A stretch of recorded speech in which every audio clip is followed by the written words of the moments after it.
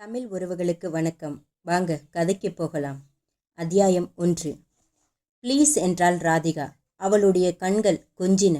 வெக்கம் கலந்த கன்னம் சிவந்தது. சற்று நெளிந்து பின்வாங்கி அவனிடமிருந்து தப்பிக்க முனைந்தவளாக கட்டிலை பின்புறமாக சுற்றினாள். ப்ளீஸ் என்று அவள் குரலை பழித்தான் வசந்தமோகன். கட்டிலில் தாவி ஏறினான். உங்கள் சட்டையெல்லாம் கசங்கிவிடும் என்று அவனுடைய கை எட்டும் எல்லையிலிருந்து தப்பித்து சுவரோடு ஒட்டிக்கொண்ட ராதிகாவை நொடிநேரம் ரசித்தான் வசந்தமோகன். அடிப்படியில் இத்தனை நேரம் இருந்ததால் முகத்தில் பூத்திருந்த வியர்வை, கசிந்த கலைந்த வகிட்டு குங்குமம், இடுப்பில் தூக்கிச் சொருகிய புடவையின் காரணமாக பளீரென்று பாசாங்கு காட்டும் வளைந்த இடுப்பு, பின்னலிருந்து தப்பித்த முடிக்கற்றைகள், ஜன்னல் வெளிச்சத்தில் திடீர் மின்னலை வாரியடித்து ஒற்றைக்கல் மூக்குத்தி, கொஞ்சம் கண்களின் தாடைகளை தாண்டி வா என்கிற வரவேற்பு. உன்னை அப்படியே கடித்து தின்றுவிடலாம் போலிருந்தது. படுக்கையில் முழங்கால்களால் நடந்து சுவரோடு ஒற்றி நின்றவளை நெருங்கினான். அவனுடைய கைகளிலிருந்து தப்பிக்க மார்க்கமில்லை என்பது ராதிகாவின் கண்களில் தென்பட்ட தோல்வியில் தெரிந்தது. செல்லமாக கால்களை தரையில் உதைத்தாள். வேண்டாம் வசந்த். அப்படியே வளைத்து பிடித்ததும் அவளுடைய மிருதுவான வாசம், அவன் கழுத்தில் சூடேற்றும் அவளுடைய மூச்சு, ஜன்னல் என்று எச்சரித்த போது வருடிய அவளுடைய ஈர உதடுகள். வசந்தமோகன் அப்படியே எக்கி ஜன்னல் திரையை இழுத்தான். ஆனாலும் உங்களுக்கு கொஞ்சம் கூட வெக்கம் கிடையாது. இப்படியா பட்ட பகலில்? ராதிகா சின்களுடன் அவன் மார்பில் துவண்டாள். சும்மா இருக்கிற என்னை சீண்டிவிட வேண்டியது. சரியான நேரம் பார்த்து டிங் டாங் என்று பெல்லடித்து கொண்டு வந்து நிற்கப் போகிறார் உங்கள் தோஸ்த். வரட்டுமே, அப்படியே எங்களை ஒரு போட்டோ எடுடா என்று சொன்னால் போயிற்று. இந்த போசிலா? அவள் அண்ணாந்து கேட்டாள். அவளுடைய பெரிய இமைகளை அவன் இதழ்கள் பொத்தின. அவளுடைய விரல்கள் அவள் உடம்பில் நடந்தன. ஏய், என்ன இன்றைக்கு லேட்டாகுமா? இல்லை, சீக்கிரம் வந்து விடுகிறேன். என்னவோ உங்கள் தலையில்தான் பத்திரிகை ஆபீஸ் நடக்கிற மாதிரி நினைப்பு உங்களுக்கு. எடிட்டர் பேச ஆரம்பித்ததால் பாதியில் நான் எப்படி கட் பண்ணி கொண்டு வர முடியும்? பக்கத்திலிருந்து 5 ஆபீஸ் டைம் ஓவர். வீட்டுக்கு போக வேண்டாமா நான் என்று தைரியமாக கேட்க வேண்டியதுதானே? நிருபர் என்று போன பிறகு டைம் எல்லாம் பார்க்க முடியாது ராதி. இரு, இப்பொழுது எதற்கு அந்த பேச்சு? அவளை கொஞ்சம் கொஞ்சமாக கட்டிலுக்குள் அவன் இழுத்த போது டிங் டிங் என்றது அழைப்பு மணி. வந்துவிட்டான் துரோகி. டிங் டிங். ராதிகா திமிரி எழுந்து கிச்சனுக்குள் ஓடினாள். வசந்தமோகன் படுக்கையில் ஓங்கி குத்திவிட்டு இறங்கினான். கண்களில் எரிச்சல் விலகாமல் கதவை நெருங்கி தாழ்பாலை விளக்கினான். தோளில் கேமராவுடன் நின்றிருந்தான் ரத்தனம். சாரிப்பா, கொஞ்சம் லேட்டாகிவிட்டது என்றான். டிலேவா பாவி, சீக்கிரம் வந்துவிட்டாய் நீ. ரத்தனம் உள்ளே நுழைந்து நாற்காலியில் உட்கார்ந்தான். 4 மணிக்கெல்லாம் வந்துவிட சொல்லியிருந்தாரப்பா ஜெயிலர். புறப்பட வேண்டியதுதான் என்றான் வசந்தமோகன். சாரிடா சிஸ்டர், எனக்கு ஒரு ஸ்ட்ராங்கா காஃபி. நீங்க வர வேண்டாம், இந்த தடியனிடம் கொடுத்தனுப்புங்கள். கிச்சனுக்குள் ராதிகா வெக்கத்துடன் இன்னும் குறுகினாள். அத்தியாயம் 2. ஜெயிலர் அறையில் சிகரெட் வாசம் தொங்கியது. எங்கிருந்தோ வந்திருந்த வண்டு மோதாமல் இருக்க முகத்தை இப்படியும் அப்படியும் நகர்த்தி டபாய்த்து கொண்டிருந்தவர் கடைசியில் புறங்கையால் அதை அடித்து மல்லாத்தி விட்டு மேஜையிலிருந்து அந்த காலத்து மணியை தட்டினார். விரைப்புடன் உள்ளே நுழைந்த சீருடைக்காரரிடம் ராஜவேலுவை விஸ்டர்ஸ் ரூமுக்கு கொண்டு வா என்றார். உங்களுக்குத்தான் நிறைய தேங்க்ஸ் சொல்ல வேண்டும் என்றான் வசந்தமோகன். உங்கள் உதவி இல்லாவிட்டால் இந்த கட்டுரை தொடரை என்னால் எழுதியிருக்கவே முடியாது. ஓ, தட் இஸ் நத்திங் என்று தேர்ந்த சினிமா நடிகர் போல கையசைத்து பேசினார் ஜெயிலர். நாங்கள் ஜெயிலுக்குள் உட்கார்ந்து கொண்டு கைதியாகி வருபவர்களை பார்க்கும் கோணமே வேறு. எங்களை பொறுத்தவரை அவர்கள் குற்றவாளிகள், கோர்ட்டால் தண்டிக்கப்பட்டவர்கள். சில சமயம் கைதிகளை பார்க்க வரும் அவர்களுடைய ரிலேட்டிவ்ஸ்களை கவனிக்கும் போதுதான் இங்கே இருப்பவர்களின் இன்னொரு உலகம் எங்களுக்கு புரியும். புரிந்தாலும் உங்களைப் போல அவ்வளவு சுவாரஸ்யமாய் எடுத்துச் சொல்ல முடியுமா என்று நினைத்தால் பிரமிப்பாக இருக்கிறது. உங்களுக்கு பிடித்திருந்ததா சார்? என்னை விடுங்கள். என் வீட்டில் அக்கம் பக்கத்தில் எல்லாம் திங்கட்கிழமை எப்போது வரும் என்று வாசல் தெளித்துவிட்டு காத்திருப்பார்கள். புக் வந்து விழுந்ததும் உங்கள் கட்டுரையை படித்தால்தான் காப்பியே இறங்கும். இத்தனைக்கும் ராஜவேலு கேசுவை பற்றி ஏற்கனவே பேப்பர்களில் விலாவாரியாக வந்துவிட்டது. நம் மக்களின் டேஸ்ட் அப்படி என்றான் ரத்தனம். இன்னொருத்தன் அந்தரங்கத்தை தெரிந்து கொள்வதில் அப்படி ஒரு த்ரில். எனக்கு ஒரு விஷயம்தான் ரொம்ப ஆச்சரியமாக இருந்தது என்றார் ஜெயிலர். ராஜவேலுவை நீங்கள் அடிக்கடி சந்தித்தீர்கள், பேசினீர்கள். ஆனால் என்னவோ அவனுடைய இருந்த மாதிரி நிறைய விஷயங்கள் எழுதியிருந்தீர்கள். அத்தனையும் உண்மையா? சின்ன புன்னகையுடன் தலையை இடது வலதுமாக அசைத்தான் வசந்தமோகன். இல்லை, சுவாரஸ்யத்துக்காக கொஞ்சம் கற்பனையும் சேர்ப்பது வழக்கம். ஆனால் அந்த கற்பனை உண்மைகளுக்காக எதிராக இல்லாமல் பார்த்து கொள்வேன். ராஜவேலு முதலாக திருட்டு தொழிலுக்கு கிளம்பிய அன்றைக்கு வெளிய மழை குமுறி கொண்டிருந்தது என்று எழுதினது ஒரு சுவாரஸ்யத்துக்காக. ஆனால் அவன் திருட போன இடம், அவனுடைய திருட்டு முறை எல்லாம் உண்மை. எனவே தொடராக வந்ததை புத்தகமாக போட்டு ஒரு நல்ல டிமாண்ட் இருக்கும் என்பதே ஒரு நல்ல நியூஸ் தான். கமான், ராஜவேலு ரெடியாக இருப்பான். வசந்தமோகனின் ராஜாதி ராஜா ராஜவேலு கட்டுரை தொடரையும் அதற்கு மானிய செல்வன் வரைந்த ஓவியங்களையும் மட்டும் பார்த்தவர்கள் இப்போது இங்கே இருந்தாலும் ஏமாற்றத்தை ருசித்திருப்பார்கள். ராஜவேலு முரடனாய், வலுவானவனாய், எதையும் எதிர்கொள்ளும் திமிரான கண்கள் கொண்டவனாய் அறிமுகம் ஆனவர்கள் மெலிந்த தேகத்துடன் குழிவிழிந்த கண்களுடன் அவனை பார்த்தால் அதிர்ந்திருப்பார்கள். வணக்கம் சார் என்று இரு கைகளையும் கூப்பினார் ராஜவேலு. வசந்தமோகன் அவனை நெருங்கி தோளில் தொட்டான். எப்படி இருக்கிறார் ராஜவேலு? என்ன விஷயம் சார், என்னை பார்க்க திடீரென்று? உன்னை பற்றி எழுதிய கட்டுரை தொடரை இப்போது புத்தகமாக போடுகிறது எங்கள் பத்திரிகை. புத்தகத்துக்கு ஏதோ ஒரு பெரிய மனிதரிடம் முன்னுரை வாங்குவதற்கு பதிலாக உன்னிடமே வாங்கி போட்டால் வித்தியாசமாக இருக்குமே என்று தோன்றியது. ராஜவேலு கூச்சத்துடன் புன்னகைத்தான். எனக்கு என்ன சார் எழுத தெரியும்? உன் மனசுக்கு என்ன தோன்றுகிறதோ அதை சொல், நான் எழுதி கொண்டு வருகிறேன். போலீஸ் ஸ்டேட்மெண்ட் வாங்கிற மாதிரி என்னிடம் கையெழுத்து மட்டும் வாங்கிக் கொள்வீர்களாக்கும்? ராஜவேலு புன்னகையோடு தான் கேட்டான். வசந்தமோகனின் புன்னகை உறைந்தது. பளீர் என்று சவுக்கு நுனி வார்த்தைகள். ராஜவேலு எவ்வளவு தூரம் விரைத்து போயிருப்பான் என்று புரிந்தது. போட்டோகிராஃபர் எதற்கு சார்? ஜெயிலரிடம் பர்மிஷன் வாங்கியிருக்கிறேன். சிறை கம்பிகளுக்கு பின்னே உன்னை நிற்க வைத்து ஒரு போட்டோ எடுக்கப் போகிறோம். அப்படியே போட்டோவாக வராது. மணியம் செல்வனிடம் கொடுத்து டிராயிங் வரைந்து பணம் வேண்டும் என்று நான் கொலை செய்கிற அளவுக்கு போனேன். பணம் கிடைக்கவில்லை, ஜெயில்தான் கிடைத்தது. ஆனால் என்னை வைத்து நீங்களாவது சம்பாதிக்கிறீர்கள் என்று எனக்கு சந்தோஷம் சார். மறுபடியும் சவுக்கு நுனி. வசந்தமோகனின் இதயம் கனத்தது. சாரி ராஜவேலு என்றான் குரல் ஒத்துழைக்காமல். முன்னுரை கேட்டீர்களே, சொல்லட்டுமா சார்? வசந்தமோகனின் ராஜாதி ராஜா ராஜவேலு கட்டுரை தொடரையும் அதற்கு மணியம் செல்வன் வரைந்த ஓவியங்களையும் மற்றும் பார்த்தவர்கள் இப்போது இங்கே இருந்தால் ஏமாற்றத்தை ருசித்திருப்பார்கள். அத்தியாயம் 3. ராஜவேலுவிடம் பேட்டியை முடித்துவிட்டு ரத்தனத்தை அவன் வீட்டில் டிராப் செய்துவிட்டு வசந்தமோகன் வீடு திரும்பும் வழியில் 4 முழம் மல்லிகைப்பூ வாங்கி கொண்டான். காலிங் பெல் அடித்ததும் வந்து கதவை திறந்தாள் ராதிகா. கதவை திறந்தவள் அண்ணாந்து வானத்தை பார்த்தாள். மழை கிளை வரப்போகிறது. என்ன இன்றைக்கு இவ்வளவு சீக்கிரம்? வசந்தமோகன் பூவை அவள் முகத்துக்கு நேரே ஆட்டினான். போன் விழித்து கொண்டு அலறியது. இதோட 5-6 தடவை போன் வந்துவிட்டது. யாரோ ஒருத்தன் உங்களுடன் தான் பேச வேண்டுமென்று அடம் பிடிக்கிறான். வசந்தமோகன் பூவை அருகிலிருந்து மேஜையில் வைத்துவிட்டு ரிசீவரை எடுத்தான். Good evening sir. Good evening. Vasanthamohan here. Good evening என்றது மறுமுனை குரல். வார்த்தைகளை உச்சரித்த விதத்தில் ஒரு எள்ளல் இருந்தது. உன் பத்திரிகைகளுக்கு சூடான நியூஸ் ஒன்று வேண்டுமா? யார் பேசுவது? நம்பர் 42 15வது கிராஸ் ஜெகஜீவன் நகர் போ. அங்கே சூடான நியூஸ் காத்திருக்கிறது. யார் நீ? மறுமுனை துண்டிக்கப்பட்டு விட்டது. ரிசீவரை ஒரு முறை எரிச்சலோடு பார்த்துவிட்டு வசந்தமோகன் வைத்தான். எவனோ ஒரு மடையன். போன் மறுபடியும் ஒலித்தது. எடுத்தான். ஹலோ, நான் தான். விளையாட்டாக இருந்து விடாதே. நீ போவதற்கு முன்னால் மற்ற பத்திரிகைகள் முந்திக் கொண்டு விட்டால் ஆபத்து. உடன் தொடர்பு துண்டிக்கப்பட்டது. என்னவாம் என்றாள் ராதிகா. ஒரு அர்ஜென்ட் மெசேஜ், நியூஸ் கவரேஜ். இப்போது போக வேண்டுமா? ராதிகா ஏமாற்றத்துடன் கேட்டாள். வசந்தமோகனின் மூளைக்குள் அச்சு இயந்திரங்கள் ஓட துவங்கிவிட்டன. என்ன செய்தி? அந்த போன் காலை அலட்சியமாய் அப்படியே ஒதுக்கிவிட அவனுடைய பத்திரிகை தர்மம் ஒப்புக்கொள்ளவில்லை.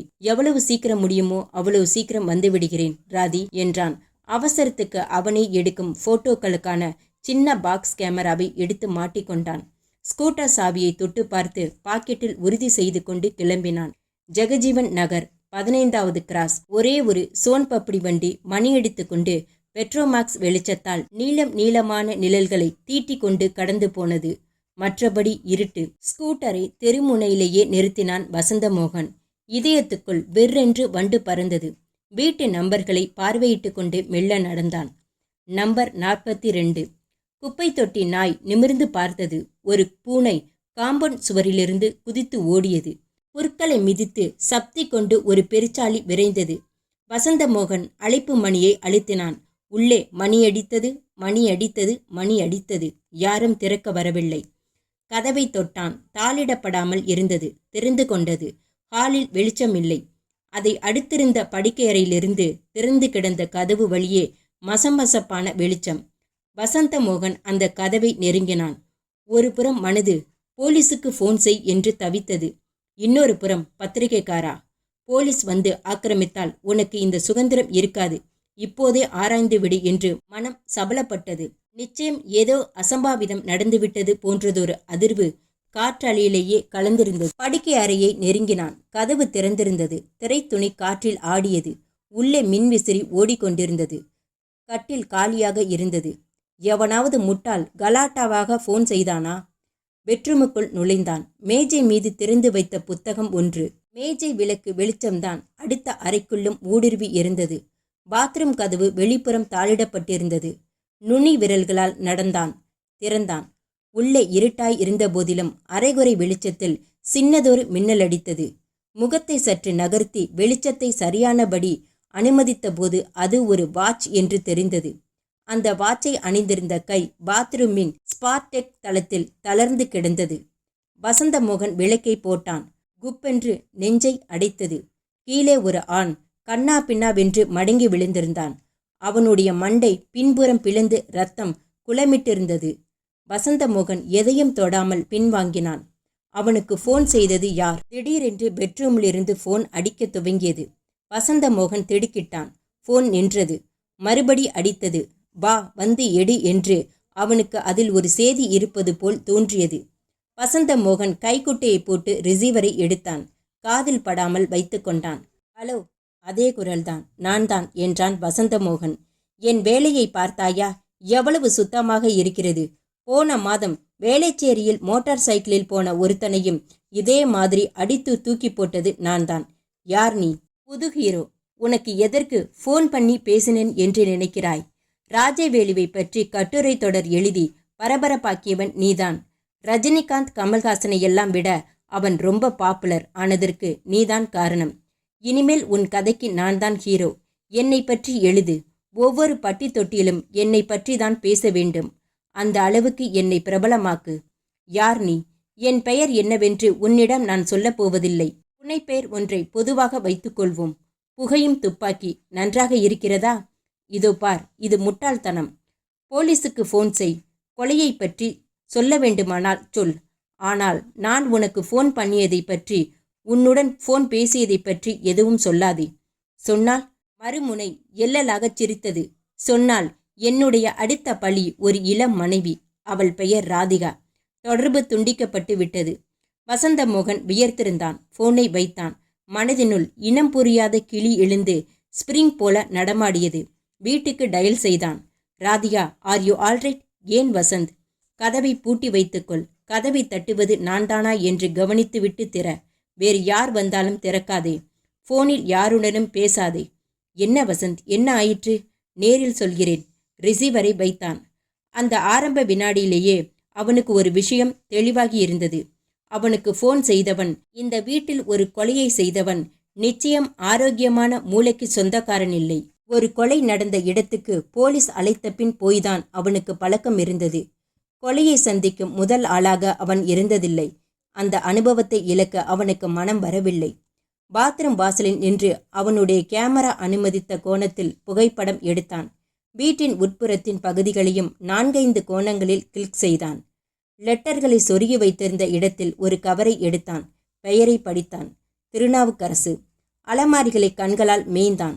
நிறைய மருந்து புட்டிகள், மருந்து மாத்திரை ஷீட்டுகள், ஒரு குறிப்பிட்ட மருந்து கம்பெனியின் லெட்டர் பேடுகள். திருநாவுக்கரசு ஒரு மெடிக்கல் ரெப்ரசன்டேட்டிவ் என்று யூகிக்க முடிந்தது. அவனுடைய போட்டோ ஒன்றை உருவிக்கொண்டான். வீட்டை விட்டு வெளிப்பட்டான். அவனை யாராவது கவனித்தார்களா என்பது பற்றி அவனால் அந்த இருட்டில் நிச்சயமாக சொல்ல முடியவில்லை. ஸ்கூட்டரை நிறுத்தியிருந்த இடத்தை நோக்கி நடந்தான். முதலில் தெரிந்த போஸ்ட் ஆபீஸ் வாசலில் நிறுத்தினான். டெலிஃபோன் பூத் இருந்தது. திறந்தான். நுழைந்தான். ₹1 நாணயம் போட்டு ரிசீவரின் வாய்ப்பகுதியை கைக்குட்டையால் மறைத்து பேசினான். ஹலோ போலீஸ், ஒரு கொலை நடந்திருக்கிறது. அட்ரஸை குறித்து கொள்கிறீர்களா? அத்தியாயம் 4. கதவை திறந்த ராதிகா ஒரு பெரிய கொட்டாவியை விடுதலை செய்தாள். கண்களை விரல்களின் பின்புறத்தால் கசக்கினாள். தூக்கம் இமைகளில் கசிந்தது. வசந்தமோகன் அவளுடைய இரு தோள்களையும் இறுக பற்றினான்.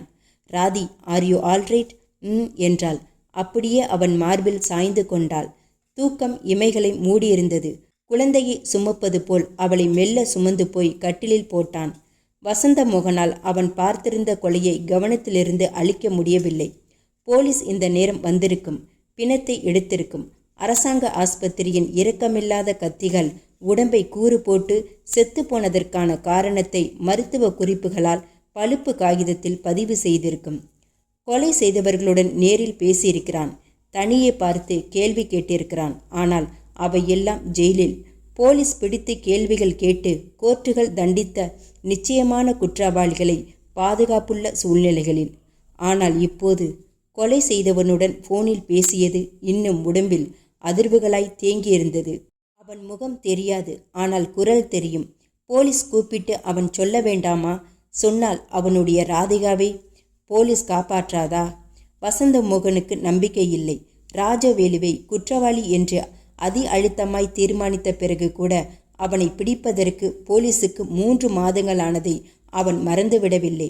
ஒரு கேஸை தீவிரமாக விசாரித்து கொண்டிருக்கும் போது அதை அழுத்தி கொண்டு இன்னொரு முக்கிய பிரச்சனை வந்தால் போலீஸ் இந்த கேஸை செல்ஃபில் தூக்கி எறிந்துவிடும் என்று அவன் தெரிந்து கொண்டிருந்தான். ராதி, எனக்கு பயமாய் இருக்கிறது என்றான். அவள் கூந்தலை வருடி. ஆனால் அவள் உறங்கி போயிருந்தாள். அவளை அணைத்து கொண்டு அவன் படுத்திருந்தான், உறக்கம் வராமல். கடிகாரத்தின் ஒவ்வொரு மணியையும் அவன் கவனித்து கொண்டிருந்தான், தூக்கமில்லாமல். காலையில் ஜன்னல் வெளியே செய்தித்தாள் வந்து விழும் சத்தம் கேட்டதும் திடுக்கிட்டு எழுந்தான். முழு இரவும் உறங்காமல் மனம் அலைந்து கொண்டிருந்ததன் விளைவு கண்கள் எரிச்சலாய் இருந்தன. பெட்ரூம் கண்ணாடியில் பார்த்தபோது அவனுக்கு ஒரு வயது கூடிவிட்டதைப் போலவே இருந்தது. செய்தித்தாளை தரையில் பிரித்து முழங்காலிட்டு அமர்ந்து புரட்டினான். முதல் பக்கத்தில் காவிரி நீருக்காக கர்நாடக அரசு சுப்ரீம் கோர்ட்டில் கேஸ் தாக்கல். 2வதில் படக்கதை, வரி விளம்பரம். 3வதில் கீழ்கோடியில் கட்டம் கட்டப்பட்டு செய்தி வெளியாகியிருந்தது. நேற்றிரவு ஜெகஜீவன் நகரில் வீடு புகுந்து முகமூடி கொள்ளையர் கூட்ட அராஜகம். தடுத்து நிறுத்த முயன்ற மருத்துவ பிரதிநிதி மண்டையில் அடித்து கொலை. போலீஸ் புலன் விசாரணை. முகமூடி கொள்ளை இல்லை, இது ஒரு மறை கலன்ற முட்டாளின் கொலைவெறி என்பது 10 மாடி கட்டிடத்தின் உச்சியிலிருந்து கூவ வேண்டும் போல இதயம் துடித்தது. பேப்பரை தூக்கி சோஃபாவில் எறிந்தான். ஃபோன் மணி அடித்தது. அவன்தானா? பயந்து எடுத்தான். குட் மார்னிங் என்று ரத்தனத்தின் குரல். நேற்று நைட் ஜெகஜீவன் நகரில் ஒரு கொலையாம். வசந்த் டிபார்ட்மெண்ட்டில் ஒரு பிரஸ் மீட்டிங்க்கு கூப்பிட்டிருக்கிறார்கள். 8 மணிக்கு ஐஜி ஆஃபீஸில். சேர்ந்து போவோமா? என்றான் சுரத்தமில்லாமல். ஃபோட்டோ அட்டகாசமாக வந்திருக்கிறது. என்னது ஃபோட்டோவாப்பா? ராஜவேலுவை ஜெயிலில் வைத்து எடுத்தோமே, அந்த ஃபோட்டோ தூளாக வந்திருக்கிறது. போகிற வழியில் ஆர்டிஸ்டிடம் கொடுத்துவிட்டு போவோம். ரத்தனம் பேசிக்கொண்டிருந்த போதே வசந்தமோகனின் கவனத்தில் முந்தைய நாள் கொலை நடந்த இடத்தில் அவன் எடுத்த போட்டோ நினைவுக்கு வந்தது. அதை கழுவ வேண்டும். ஏதோ ஒரு ஸ்டூடியோவில் கொடுத்து ரிஸ்க் எடுக்க முடியாது. தெரிந்த இடத்தில் கொடுத்து உடனிருந்து பிரிண்ட் போட வேண்டும். வருகிறேன் என்றான் சுரத்தமில்லாமல். அத்தியாயம் 5. கடல் அலைகளின் இரைச்சல் தூரத்தில் கேட்டுக்கொண்டிருந்தது. அந்த டீ கடையின் உள்ளே காற்றோட்டம் குறைவாக இருந்ததால் புழுக்கமாய் இருந்தது. இந்த வாரம் 3 கொலைகள், 2 கற்பழிப்புகள், 1 கோடி ரூபாய் கஞ்சா பறிமுதல் என்று ஏகப்பட்ட மேட்டர் இல்லை என்றாள் மைனாவதி பிஸ்கட்டை எடுத்து கடித்து.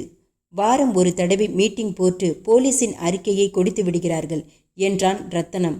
என்ன அப்போதிலிருந்து பார்க்கிறேன், ஐயா ரொம்ப டல்லா இருப்பது போல் இருக்கிறதே. அதெல்லாம் ஒன்றுமில்லை என்றான் வசந்தமோகன். நேற்றைக்கு நடந்த கொலையை பற்றி யோசித்து கொண்டிருந்தேன். யார் அந்த மெடிக்கல் ரெப் தானே? ஆமாம். போலீஸ் சொல்கிற மாதிரி அது ஒன்றும் முகமூடி கொள்ளையாயிருக்கும் என்று எனக்கு தோன்றவில்லை. ஏன் வசந்த்? கதவு திறந்தே கிடந்தது என்கிறார்கள். பீரோவெல்லாம் உடைந்ததாக தெரியவில்லை என்கிறார்கள். அப்புறம் என்ன முகமூடி கொள்ளை என்கிற சால்ஜாப்பு? உனக்கு போலீஸ் பற்றி தெரியாது வசந்த். உண்மைகள் தெரிந்திருந்தாலும் உடனே பத்திரிகைகளுக்கு கொடுத்து விட மாட்டார்கள். வேறு ஏதாவது சொல்லி குற்றவாளியை திசை திருப்பி விடுவார்கள். போன மாதம் ஒரு கொலை நடந்ததே வேலைச்சேரியில், அது கூட இதே டைப் தான். 2 கொலையையும் செய்தது ஒரே ஆள் என்கிறேன். கொலைகாரனோடும் கொள்ளைகாரனோடும் பழகி பழகி உனக்கு அவர்களை மாதிரியே நினைக்க தெரிந்துவிட்டது என்றான் ரத்தனம். மைனாவதி, என்ன நினைக்கிறாய் என்றான் வசந்தமோகன். நான் என்ன கேள்விகள் கேட்பேன், பேட்டி எடுப்பேன்? உங்களை மாதிரி உண்மை கதையெல்லாம் எழுதுகிற அளவுக்கா வந்துவிட்டேன் என் அபிப்பிராயத்தை சொல்வதற்கு என்றாள் மைனாவதி. மைனாவதி சக பத்திரிகை ஒன்றில் மாலை நிருபராக சேர்ந்து இப்போது பரவலாக ஏற்றுக்கொள்ளப்பட்டிருக்கும் ஒரு நிருபர். 20 மெழுகுவத்திகளை 2 மாதத்துக்கு முன்புதான் ஊதி அணைத்தவள். அரசியல்வாதிகளுடன் எடுக்கும் பேட்டிகளில் அவளுடைய கேள்வி கொக்கிகளுக்கு அவர்கள் சிக்கி திணறுவதை படித்து ரசித்திருக்கிறான் வசந்தமோகன். மைனா, உன்னை நான் ஒரு விஷயம் கேட்டிருந்தேனே. உங்கள் பத்திரிகையில் சேர சொல்லி கேட்டதை தானே சொல்கிறீர்கள்? அதை பற்றி நான் இன்னும் முடிவு செய்யவில்லை வசந்த். வெளியில் இருந்து கொண்டு ஃப்ரீயாக வேலை செய்யும் போது இருக்கும் சுதந்திரம் ஒரு பத்திரிகையில் சேர்ந்து விட்டால் பறிபோய் விடுமோ என்று எனக்கு பயம். எங்கள் பத்திரிகை அப்படி இல்லை மைனா. நல்ல எடிட்டர், நிறைய சுதந்திரம் தருவார். ஒரு பத்திரிகையின் சப்போர்ட் இருக்கும்போது உனக்கு சபையில் இன்னும் கௌரவம் அதிகம். இன்னும் 2 நாட்களில் சொல்லவா? Take your own time. திடீரென்று வசந்தமோகனுக்கு ராதிகாவின் நினைவு வந்தது. அவளை தனியாக வீட்டில் விட்டுவிட்டு வந்திருப்பதை இதயத்தில் உதைத்தது. நான் கிளம்ப வேண்டும் என்றான். ராதிகா குளித்து முடித்து காட்டன் புடவையில் இருந்தாள். சாரி என்றாள். எதற்கு? வசந்தமோகன் ஷூக்களை கழட்டி கொண்டே கேட்டான். நேற்று நைட் தூங்கிவிட்டதற்கு. நான் தூங்கவில்லை ராதிகா. ஏன் வசந்த்? இவளிடம் சொல்லலாமா வேண்டாமா? வேண்டாம். இவளுக்கு மிருதுவான மனது, பயப்படுவாள். பயம் இல்லாவிட்டாலும் பேச்சுவாக்கில் அக்கம்பக்கம் விஷயம் பரவலாகும். என்னவோ யோசனை என்று மழுப்பினான். மேஜை மீது துருத்தி கொண்டிருந்த வெள்ளை கவர் அவன் கண்களில் பட்டது. இது என்ன என்றான். சொல்லவே இல்லையே. நான் கதவுக்கு கீழே இந்த லெட்டரை யாரோ தள்ளியிருந்தார்கள். யார் என்று தெரியவில்லை. செல்லோ டேப்பெல்லாம் போட்டு ஒட்டியிருந்தது. கவர் மேல வேறு வசந்தகுமார் பார்வைக்கு மட்டும் என்று எழுதியிருந்தது. அதனால் நான் திறக்கவில்லை. அந்த கவரை எடுத்ததுமே வசந்தமோகனின் விரல்கள் நடுங்கின. அது ஒரு சாதாரண கவர் இல்லை என்பது வரை அவனுக்கு உரைத்து விட்டது. எடுத்துக்கொண்டு உள்ளறைக்கு போனான். ஜன்னல் அருகில் கவரை தூக்கி பிடித்து பார்த்தான். உள்ளே பட்டையாக எதுவோ தெரிந்தது. கவனமாக கவரின் ஓரத்தை கிழித்தான். ஒரு கடிதம் வழுக்கி வந்து விழுந்தது. தமிழில் நீட்டாக டைப் அடிக்கப்பட்டிருந்தது. அன்பு நண்பா, போலீஸ் அளித்த பத்திரிகையாளர் கூட்டத்துக்கு போய் வந்தாயே. அங்கே உனக்கு திருநாவுக்கரசு கொலை தொடர்பான போட்டோக்கள் கொடுத்திருப்பார்கள். போட்டோக்கள் நன்றாக இருக்கின்றன. நீ எடுத்த போட்டோக்களும் நன்றாக வந்திருக்காது. உன்னிடம் இருந்த கேமரா அப்படி. அதனால் உனக்காக இத்துடன் சில போட்டோக்கள் அனுப்பியுள்ளேன். அன்புடன், புகையும் துப்பாக்கி. பிறகு என்னை நீ ஹீரோவாக்கி நீ துவங்க இருக்கும் தொடர் பற்றி அறிவிப்பை வரும் இதழில் எதிர்பார்க்கிறேன். தொடருக்கு தலைப்பு புகையும் துப்பாக்கி என்று வைக்கவும். கவரை உதறினான். 3 போட்டோக்கள் வழுக்கி வெளியே வந்தன. கலர் போட்டோக்கள். திருநாவுக்கரசு பாத்ரூமில் கிடந்த அதே போஸ். 3 கோணங்களில் புகைப்படங்கள் எடுக்கப்பட்டிருந்தன. வசந்தமோகனுக்கு குமட்டி கொண்டு வந்தது. முந்தின நாள் நேரில் பார்த்த காட்சியை மறுபடியும் மனத்திரையில் அச்சிட்டது போன்றதொரு உணர்ச்சி அவனை தாக்கியது. நல்ல வேளை ராதிகா கவரை திறக்கவில்லை என்று நினைத்து கொண்டான். யாரிடமிருந்து லெட்டர்? ராதிகாவின் குரல் கிச்சனுக்குள்ளிருந்து வந்தது. உடனே கவரை முதுகுக்கு பின்னால் தன்னிச்சையாக கை மறைத்தது. ஒரு விசிறியிடமிருந்து. ராஜவேலு கட்டுரை தொடரை பற்றி எழுதியிருக்கிறான். வசந்தமோகன் கவரை அப்படியே மெத்தைக்கடியில் சொருகினான். அன்றைக்கு மாலை வசந்தமோகன் பால்கனியில் உட்கார்ந்து ராஜவேலுவின் முன்னுரையை திருத்தி கொண்டிருந்த போது போன் ஒலித்தது. அவனை அந்த ஒலி குலுக்கி நிமிர்த்தியது. ராதிகா போனை அடியும் முன் அவன் பாய்ந்து ரிசீவரை எடுத்தான். Good morning. Good evening from புகையும் துப்பாக்கி என்றது மறுமுனை. ராதிகா அவனை நெருங்கி அவன் முகத்தையே பார்த்து கொண்டிருந்தாள். சாரி, ராங் நம்பர் என்று ரிசீவரை வைத்தான் வசந்தமோகன். பால்கனிக்கு திரும்பிய பின்னும் கவனம் வேறெதிலும் செல்லவில்லை. காதுகள் இரண்டும் போன் மணி எப்போது ஒலிக்கும் என்பதிலேயே பதிந்திருந்தன. கிட்டத்தட்ட 30 நிமிடங்கள் அவனுடைய நரம்புகளை மின்சார நுனியிலேயே வைத்துவிட்டு போன் ஒலித்தது. இப்போது பேசலாமா? அவனுடைய குரல்கள். கிச்சனில் குழா அடியில் பாத்திரங்கள் கழுவும் ஒலி. ராதிகா இப்போதைக்கு வரமாட்டாள். என்ன பேச வேண்டும் உனக்கு? எழுத ஆரம்பித்து விட்டாயா? முட்டாள்தனமாய் இருக்கிறது உன் பேச்சு. நீ யார் என்பது எனக்கு தெரியாது. கருப்பா சிவப்பா, உயரமா குள்ளமா, 20 வயசா 60 வயசா, எதுவும் தெரியாது. உன்னை பற்றி என்ன எழுதுவது நான்? என்னை நீ பார்க்க முடியாது வசந்தமோகன். ஆனால் உன் ஹீரோவை வர்ணிக்கும் போது நல்ல உயரமானவனாக வர்ணி. எக்ஸசைஸ் செய்து திடமாயிருக்கும் உடம்பு, பெரிய கண்கள், திக்காய் புருவம், அடர்த்தியான மீசை, அழகான நெற்றி, முகவாயில் ஒரு பள்ளம். பெண்கள் பார்த்தால் உடனே அடிமையாகி விடக்கூடிய தோற்றம். உன் அப்பா அம்மா, உனக்கு என்ன தோன்றுகிறதோ எழுது. என் வயது இப்போது 24 என்று வைத்துக்கொள். நீ ஸ்கிரிப்ட் எழுதிய பின் அதை படித்து பார்க்கிறேன். ஓகே? 1 மினிட். என்ன? கட்டுரை தொடருக்கு அறிவிப்பு வை என்று சொல்கிறாயே, என் எடிட்டர் கேட்பாரே, யாரது புகையும் துப்பாக்கி என்று. நீ சொல்வது எனக்கு புரிகிறது. நான் இன்னும் அவ்வளவாக பாப்புலராகவில்லையே என்று யோசிக்கிறாய். நோ, அதில்லை என் பாயிண்ட். உன்னை பற்றி விவரம் வேண்டும் என்றேன். டோன்ட் வரி, உனக்கு எடிட்டரே சொல்லுவார் என்னை பற்றி எழுதச் சொல்லி. வெள்ளிக்கிழமை என் பெயரை நீ மறுபடியும் கேட்பாய். தொடர்பு துண்டிக்கப்பட்டது. அத்தியாயம் 6. வெள்ளிக்கிழமை மாலை. பித்தளை தட்டில் கற்பூரம் எரிந்தது. சாமி படங்களுக்கு பூச்சரங்கள் அணிவிக்கப்பட்டு ஊதுவத்திகள் புகைந்தன. மணி அடித்து ஓய்ந்தது. பத்திரிகை ஆபீஸின் அத்தனை ஊழியர்களும் பூஜையில் கலந்து கொண்டு அவரவருக்கு கொடுக்கப்பட்ட பிரசாதத்தை எடுத்துக்கொண்டு நகர்ந்தனர்.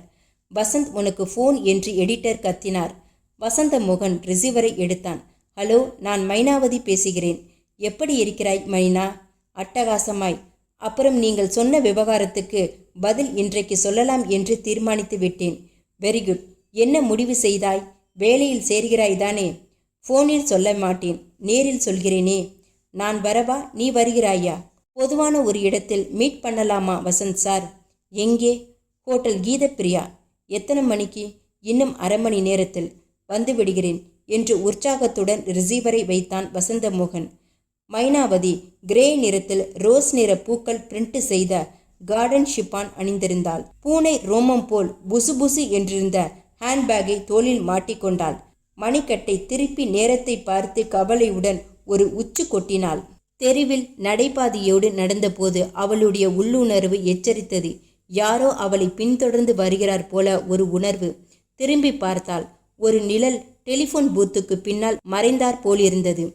நடையை துரிதப்படுத்தினாள். நடைபாதையில் இன்னும் 10-20 பேர் நடந்து கொண்டிருந்த போதிலும் அவளுள் மறுபடியும் அந்த உணர்வு எழுந்தது.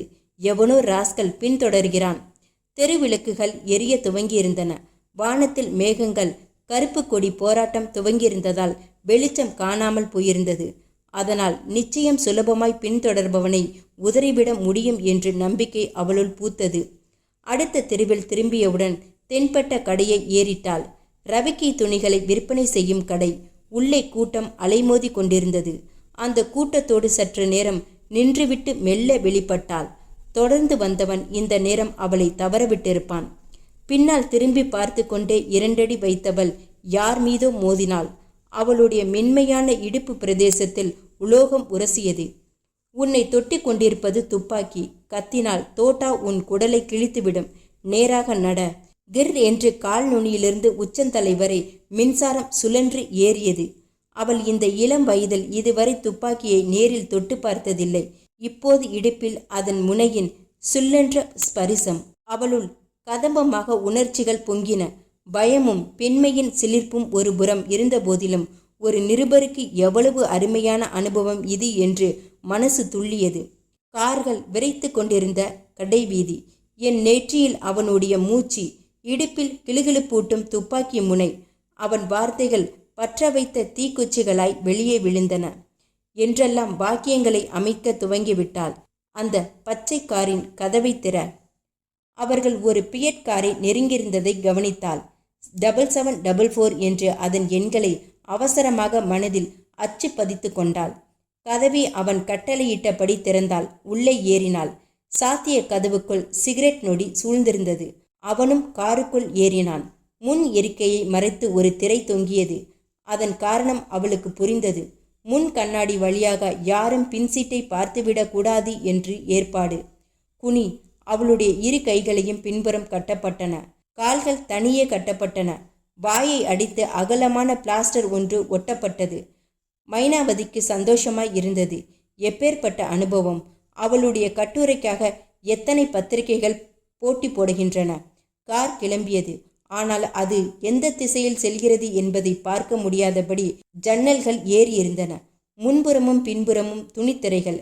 கதைகளில் படித்த சாணக்கியத்தனத்தை நினைவுபடுத்தி கார் எத்தனை முறை வலது திரும்புகிறது எப்போதெல்லாம் இடது திரும்புகிறது என்று மனதில் குறித்து கொள்ள ஆரம்பித்தாள். கார் பிரேக் அடித்து நின்றது. கதவு திறந்தது. அவள் கால்கள் மட்டும் அவிழ்க்கப்பட்டன. வா வெளியே. கண்கள் திறந்திருந்ததால் நாற்புறமும் பார்த்தாள் மைனாவதி. பச்சை இருட்டாய் மரங்கள், மேலும் மரங்கள், என்று ரிங்காரமிட்ட சில வண்டுகள். பக்கத்தில் எந்த தண்ணீர் தேங்கியிருந்ததோ புலம்பிய தவளைகள். ஏதோ ஒரு தோப்பு. நிலா வானத்தின் அடிவாரத்தில் இருந்ததால் இன்னும் வெளிச்சம் வரவில்லை. அவனுடைய முகத்தை படிக்க முனைந்தாள் மைனாவதி. 5.5 அடி உயரமிருப்பான். கண்கள் இடுங்கி இருந்தன.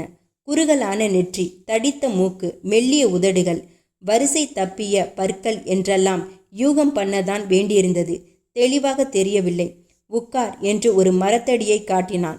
உட்கார்ந்தாள். ஒரு டேப்பர் கார்டை காரிலிருந்து எடுத்து அவளுக்கு எதிரில் வைத்தான் அவன். 2 கொலைகளை செய்தவன் நான். என் பெயர் புகையும் துப்பாக்கி. எந்த மாதிரி கேள்விகள் கேட்டால் பேட்டி சுவாரஸ்யமாக இருக்குமோ அந்த கேள்விகளை கேள். பளிச்சென்று அவள் வாயை பொத்தியிருந்த பிளாஸ்டரை உருவினான். அவளுடைய மிருதுவான சருமம் கொஞ்சம் பீந்தது. மைனாவதி அந்த செயலில் துணிச்சலை இழந்தாள். என்ன முரடன் இவன்! கேள். அவன் டேப்பர் கார்டை ஆன் செய்தான். ரெக்கார்ட் என்ற பட்டனை அழுத்தினான். ஆரம்பி, பேட்டியை ஆரம்பி. மைனாவதி நாவால் காயமுற்ற உதடுகளோடு வருடி கொண்டாள். ஏய், எனக்கு கொஞ்சம் தண்ணீர் வேண்டும். அவன் அசிங்கமான வார்த்தையை உபயோகித்தான். டேப் வீணாக ஓடிக்கொண்டிருக்கிறது. கேள்விகளை ஆரம்பி.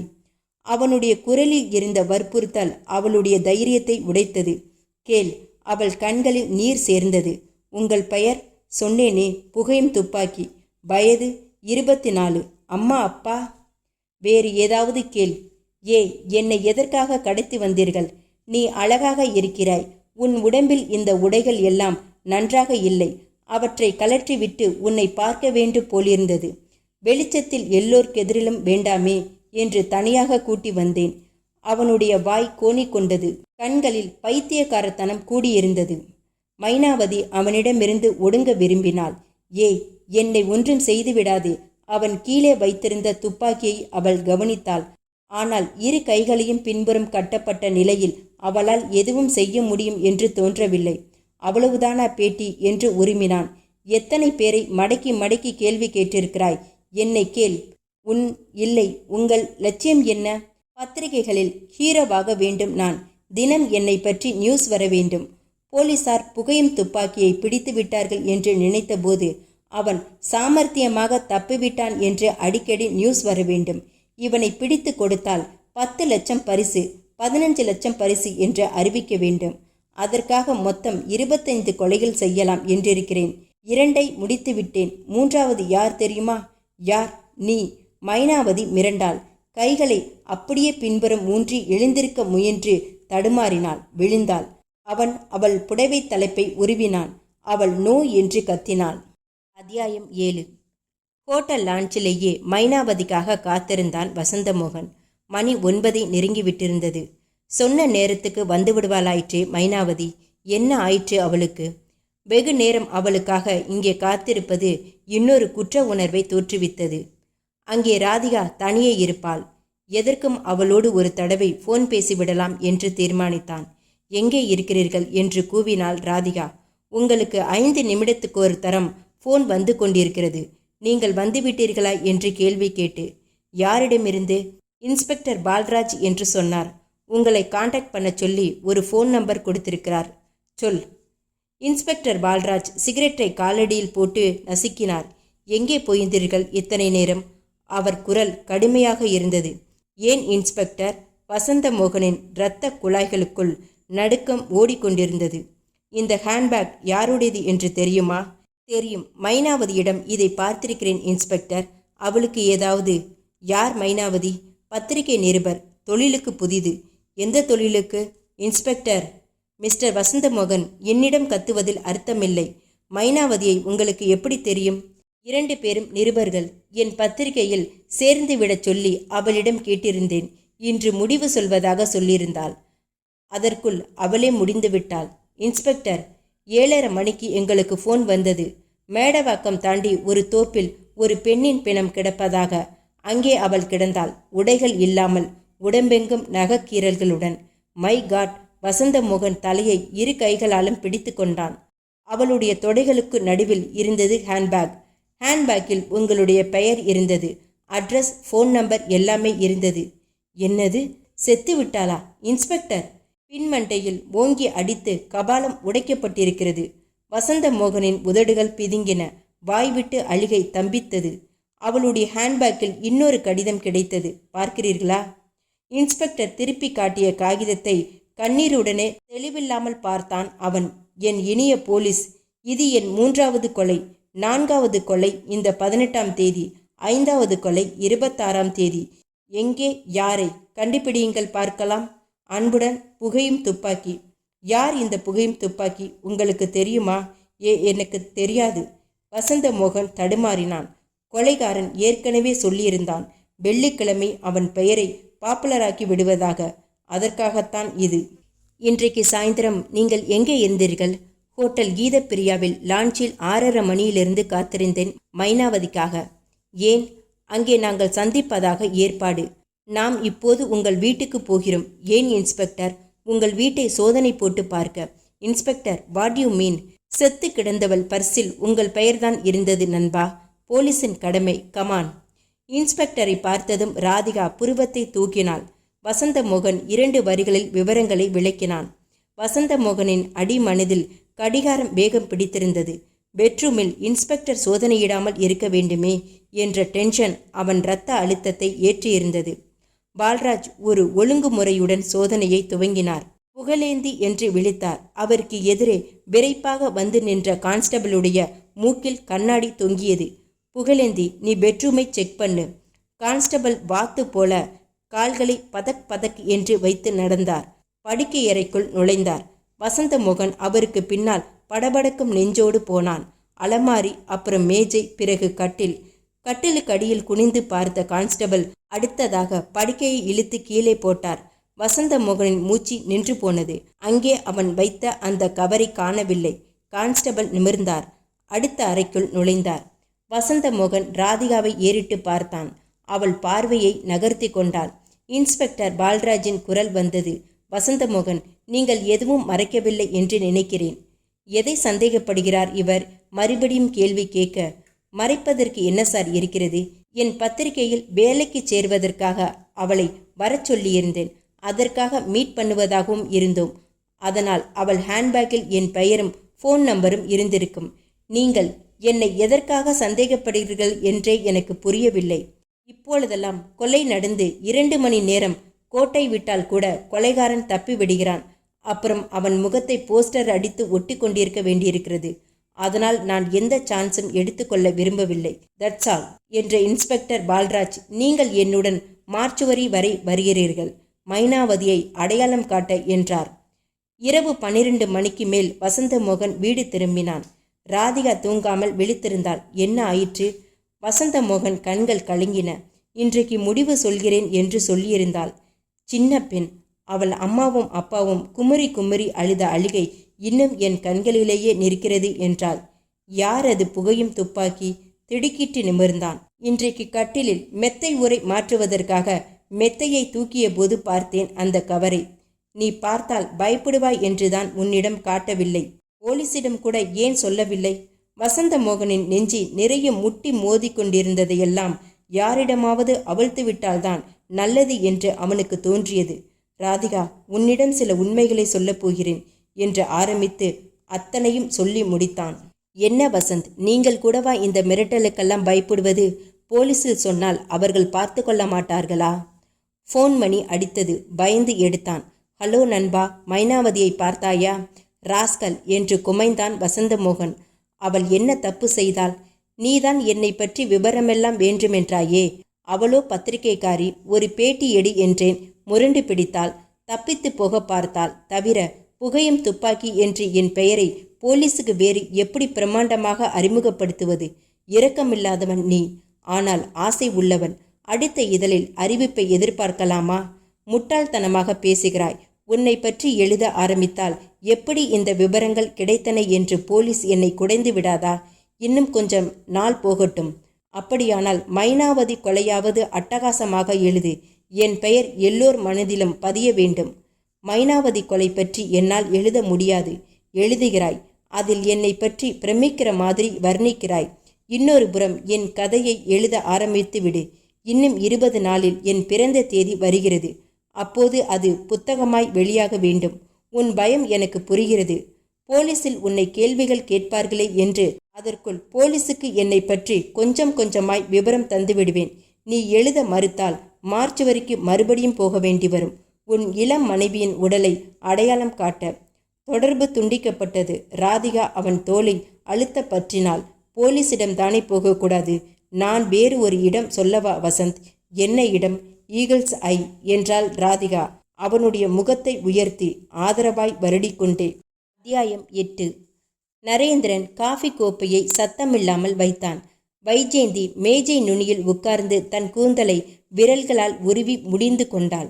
வசந்தமோகன் நிமிர்ந்தான். போலீஸில் சொல்லலாமா வேண்டாமா என்று நான் பெரும் குழப்பத்தில் இருக்கிறேன். ராதிகா தான் சொன்னாள் உங்களிடம் வரலாமே என்று. உங்கள் பயம் நியாயமானதுதான். ஆனால் நாங்கள் பிரைவேட் டிடெக்டிவ்ஸ். எங்களுக்கு சில கட்டுப்பாடுகள் உண்டு. சில வசதிகள் கிடையாது. போலீஸின் நெட்வொர்க் பெரியது. அடுத்தடுத்து கொலை செய்ய நினைக்கும் ஒரு பைத்தியக்காரனை சமூகத்தில் விட்டு வைப்பது ரொம்ப ஆபத்தானது. போலீஸிடம் சொன்னால் அவர்கள் ஒருவேளை அவனை மடக்குவதற்கு உதவியாய் இருக்கலாம் என்றாள் வைஜெயந்தி. நீங்கள் இன்னும் என் மனைவியை பார்க்கவில்லை என்றான் வசந்தமோகன் ஈரமான விழிகளுடனே அவளை பார்த்து. போலீஸை பற்றி எனக்கு முழு நம்பிக்கை இல்லை. அவர்கள் தாமதித்தால் ராதிகாவின் உயிருக்கே ஆபத்தாகிவிடும். நோ, அவங்களுக்கு வேண்டிய பாதுகாப்பை போலீஸ் கொடுக்கும். இல்லை மேடம், நான் அந்த ரிஸ்க் எடுக்க தயாராக இல்லை. So please leave him. நம்மை தேடி வந்த பின் அவரை டிஸ்கரேஜ் பண்ணுவது நியாயமில்லை என்றான் நரேந்திரன் காஃபி கோப்பையை உருட்டி கொண்டே. ஏற்கனவே 3 கொலைகள் செய்தவன் 4வதாய் யாரை கொல்லப் போகிறான் என்பது தெரியாது. ஆனால் அவனோடு இருக்கும் ஒரே தொடர்பு நீங்கள்தான். உங்கள் உண்மை கதைகளின் ரசிகன் அவன் என்று தெரிகிறது. உங்கள் பேனாவை வைத்துத்தான் அவனுக்கு வலை விரிக்கப் போகிறோம். அவனை பிடிக்க வேண்டும் என்பதற்காக கூட நான் உங்களை தேடி வரவில்லை நரேந்திரன். என் மனைவிக்கு பாதுகாப்பு வேண்டும். எத்தனை நாட்களுக்கு? அந்த மறை கலன்றவனை பிடிக்கும் வரை வேண்டியிருக்கும் பாதுகாப்பு. அதை தள்ளி போடுவதில் அர்த்தமில்லை வசந்தமோகன். சோ இதை 2 ஆங்கிள்களில் கையாள வேண்டும் என்று நினைக்கிறேன். உங்கள் மனைவிக்கு பாதுகாப்பு ஒரு புறம், அவனை தேடி கண்டுபிடிப்பது இன்னொரு புறம். ஆனால் உங்களை நான் வந்து மீட் பண்ணியது தெரிந்தால் கூட அவன் தெரியாமல் பார்த்து கொள்ளுவோம். முதலில் உங்கள் வீட்டை பார்க்க வேண்டும். உங்கள் மனைவியை நான் சந்திக்க வேண்டும். நரேன், காரை எடுத்துக்கொள்வோம் என்றாள் வைஜெயந்தி துள்ளி இறங்கி. ஆனால் நான் தான் ஓட்டுவேன். அதாவது நான் தான் காம்பவுண்ட் சுவரில் கொண்டு மோதுவேன் என்று சொல்கிறாய். ஏதோ ஒரு நாள் ரிவர்ஸ் எடுக்கும்போது இடித்து கொஞ்சம் நசுங்கிவிட்டது. அதற்காக கொஞ்சமா? நம்பர் பிளேட் கூட கலன்று விழுந்து விட்டது. 2 டெயில் லேம்பும் அவுட்டு. வசந்தமோகன் முதன்முறையாக புன்னகைத்தான். பேசாமல் ஒரு ஆட்டோ பிடித்து போய்விடுவோமா? எதற்காக? நான் இருக்கிறேன் ஓட்ட என்றான் நரேந்திரன். ஒத்துக்கொள்வதாய் இருந்தால் வரட்டும், இல்லாவிட்டால் இங்கேயே இருக்கட்டும் இவள். மேல் சாவனிஸ்ட் என்று முணுமுணுத்தாள் வைஜெயந்தி கோபமாக. மேல் சாவனிஸ்டோ கீழ் சாவனிஸ்டோ, கிளம்பு கழுதை. என்னது? கிளம்பு கவிதையே என்றேன். வசந்தமோகனின் புன்னகை இன்னும் விரிந்தது. ப்ளீஸ், ராதிகா அங்கே டென்ஷனாக காத்திருப்பாள். மாருதி மிருதுவாக வந்து நின்றபோது அதன் உச்சியில் பட்டு வீட்டுச் சுவரின் மீது வெளிச்சம் தெளித்தது. நரேந்திரன் இறங்கினான். என்ன, அக்கம் பக்கத்து வீடுகளில் எல்லாம் ஜன்னல் மூடியிருக்கிறது? இந்த தெருவில் இருக்கும் 6 வீடுகளில் கணவன் மனைவி 2 பேரும் வேலைக்கு போகிறவர்கள், எங்கள் வீட்டை தவிர என்றான் வசந்தமோகன். சில வீடுகளில் வேலைக்காரிகள் இருப்பார்கள். குழந்தையை பார்த்து கொண்டு கதவை நெருங்கி 2 முறை டொக் டொக் என்று தட்டினான். எந்தவித செயலும் இல்லாததால் மறுபடியும் சற்றே ஓங்கி தட்டிய போது கதவு திறந்தது. தாளிடப்படாமலேயே. என்ன இது? கதவை கூட சாத்தாமல் ராதிகா. அவனுடைய குரல் உள்சுவர்களில் மோதி எதிரொலிக்கப்பட்டு அவனிடமே திரும்பியது. பதற்றம் அவனை தொற்றிக்கொள்ள வேகமாக அடியெடுத்து வைத்தபோது காலில் இடறி ஒரு மணிலா கவர் மேஜைக்கடியில் நழுவிச் சென்றது. குனிந்து பொறுக்கினான். டைப் அடித்து எழுத்துக்களை பார்த்ததுமே அவன் நெஞ்சு விரைத்தது. கவரை பார்த்தான். நரேந்திரனும் வைஜெயந்தியும் ஆளுக்கொரு தோள் வழியே எட்டி பார்த்தனர். அன்பு நண்பா, எனக்கு நம்பிக்கை இல்லை. என் கோரிக்கையை நீ சுலபமாக நிறைவேற்றுவாய் என்று. மைனாவதியின் கொலையை பற்றி பரபரப்பான கட்டுரை அடுத்த இதழில் வரவேண்டும். அதில் என்னை பற்றி அறிமுகம் அளித்தமாய் இருக்க வேண்டும். அதன்பின் நான் கேட்ட அந்த கட்டுரை தொடர் 2 வாரங்களுக்குள் தயாராக வேண்டும். அதுவரை உன் மனைவி என் வசம் பத்திரமாக இருப்பாள். கவலைப்படாதே. உன் ராதிகாவை நான் கலைத்துவிட மாட்டேன். என் விரல் நகம் கூட அவள் மேல் உரசாது. நீ மட்டும் நான் சொன்னபடி நடந்து கொண்டால், புத்திசாலித்தனம் என்று நினைத்து நீ முட்டாள்தனமான காரியத்தில் இறங்கினால், மைனாவதிக்கு நடந்ததேதான் அவளுக்கும். என்னுடைய அடுத்த கொலையை விரைவில் எதிர்பாருங்கள். அன்புடன் புகையும் துப்பாக்கி. பிறகு என் அடுத்த கொலை யாரை தெரியுமா? 9 முகம்தான். ராதி என்று அப்படியே தரையில் மண்டியிட்டு உட்கார்ந்து அழ ஆரம்பித்தான் வசந்தமோகன். நரேந்திரன் அவன் தோளை தட்டினான். I am sorry. நல்ல வேளை நான் போலீஸுக்கு போகவில்லை. போயிருந்தால் இந்த நேரம் ராதிகாவை சீரழிச்சிருப்பான் பாவி. வசந்த், எழுந்திருங்கள். இப்போது மேட்டர் மிகவும் முக்கியமான டேர்ன் எடுத்திருக்கிறது. நாம் ஜாக்கிரதையாகத்தான் ஹேண்டில் பண்ண வேண்டும். வைஜெயந்தி ஃப்ரிட்ஜை திறந்து குளிர்ந்த நீரை கொண்டு வந்தாள். வந்தவனை உங்கள் மனைவி வாசல் வழியே உள்ளே விட்ட மாதிரி தெரிகிறது. ராதிகாவை நான் எச்சரித்து வைத்திருந்தேன். அப்படி இருந்தும் அவள் எப்படி பொசுக்கென்று கதவை திறந்தாள்? அவளுக்கு தெரிந்தவராயிருக்கும். இங்கே வீட்டுக்கு வரக்கூடியவர்கள் யார் யார் வசந்த்? என் நண்பர்கள், பத்திரிகை ஆபீஸிலிருந்து வருபவர்கள். ஆனால் அவர்கள் எல்லோரும் நல்லவர்கள். எங்கள் பேரில் நிறைய அன்பு வைத்திருப்பவர்கள். பரவாயில்லை. சென்ற மாதம் உங்கள் வீட்டுக்கு வந்தவர்கள் யார் யார் என்பது நினைவுபடுத்தி சொல்லுங்கள். 3/4 கடத்தல்களில் குடும்பத்துக்கு பழக்கமானவர்கள், நெருக்கமானவர்களே ஈடுபடுகிறார்கள். அதுதான் லேட்டஸ்ட் ஃபேஷன். வசந்தமோகன் நினைவுபடுத்தி சொல்ல சொல்ல வைஜெயந்தி குறிப்பிடித்து கொண்டாள். நரேந்திரன் வீட்டை ஆராயத் தொடங்கினான். பெட்ரூமிலிருந்து வசந்த் என்று கூப்பிட்டான். வசந்தமோகன் எழுந்து போனதும் புடவை கடியிலிருந்து அந்த கவரை எடுத்தான். இதுதானா நீங்கள் குறிப்பிட்டது? ஆமாம், ராதிகா தான் எடுத்து வைத்திருக்க வேண்டும். புகையும் துப்பாக்கியிடமிருந்து அவனுக்கு வந்த முதல் கடிதம். போட்டோக்கள் நன்றாக எடுக்கப்பட்டுள்ளன. கொலைகாரனிடம் அட்டகாசமான கேமரா இருக்க வேண்டும். வெயிட் என்றான் நரேந்திரன். போட்டோவை இன்னும் நெருக்கமாக பார்த்து, இது என்ன தெரிகிறதா? வைஜெயந்தி அவனிடமிருந்து போட்டோவை பிடுங்கினாள். அவன் குறிப்பிட்ட அந்த இடத்தை போட்டோவில் பார்த்தாள். எனக்கு புரியவில்லை. சரியாக பார். போட்டோவின் இடது மூலையில் தெரிவது பாத்ரூமின் கண்ணாடி. ஃப்ளாஷ் அடித்து போட்டோ எடுத்தபோது அந்த வெளிச்சம் போட்டோ எடுத்தவன் மீது தெரித்திருக்கிறது. கொலைகாரன் தான் போட்டோ எடுத்தான் என்றால் இன்னும் நல்லதாய் போயிற்று. அவனுடைய இடது கையின் பிம்பம் இந்த கண்ணாடியில் தெரிகிறது பார். கட்டம் போட்ட சட்டை, கையில் HMT வாட்ச். இந்த கையை வைத்துக்கொண்டு என்ன கண்டுபிடிக்க முடியும் நரேன்? மெட்ராஸில் 190 பேர் கட்டம் போட்ட சட்டை போட்டிருப்பவர்கள். அதில் 60 பேர் HMT வாட்சை கட்டியிருப்பார்கள். சிறு துரும்பும் பல் குத்த உதவும். பல் குத்துவதை தவிர வேறென்ன உருப்படியாய் செய்துவிடப் போகிறாய் நீ? நரேன், கொலை நடந்த இடத்துக்கு நானும் கேமரா எடுத்து போயிருந்தேன். நானும் போட்டோக்கள் எடுத்தேன் என்றான் வசந்தமோகன். அந்த போட்டோக்கள் எங்கே? இன்னும் பிரிண்ட் போடவில்லை. வெளியே யாரிடமாவது பிரிண்ட் போட்டால் நியூஸ் லீக் ஆகிவிடுமோ என்று எனக்கு பயம். நெகட்டிவ்களை என்னிடம் கொடுங்கள், நான் ஏற்பாடு செய்கிறேன் என்றான் நரேந்திரன். நரேன், என் ராதிகாவை? அவன் வார்த்தைகளை நம்புவோம். ஒன்றும் செய்ய மாட்டான் என்று நம்புவோம். அவனுக்கு இருக்கும் ஒரே தொடர்பு நீங்கள்தான் வசந்தமோகன். நீங்கள் ஆட்டத்தை சரியாக ஆட வேண்டும்.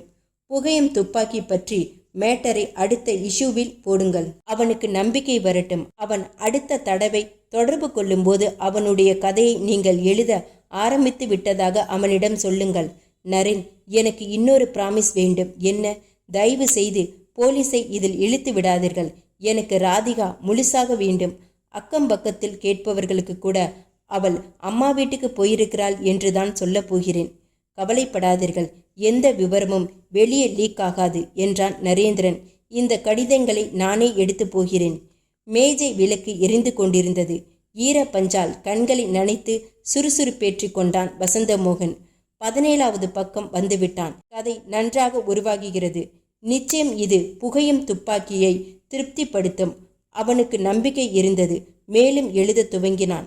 பேனாவில் அவன் காட்டிய வெறியின் அடிப்படை அடிவாரத்தில் ராதிகாவை பற்றி கவலையும் பயமும் அவளை உடனே மீட்டாக வேண்டும் என்ற துடிப்பும் சேர்ந்திருந்தன.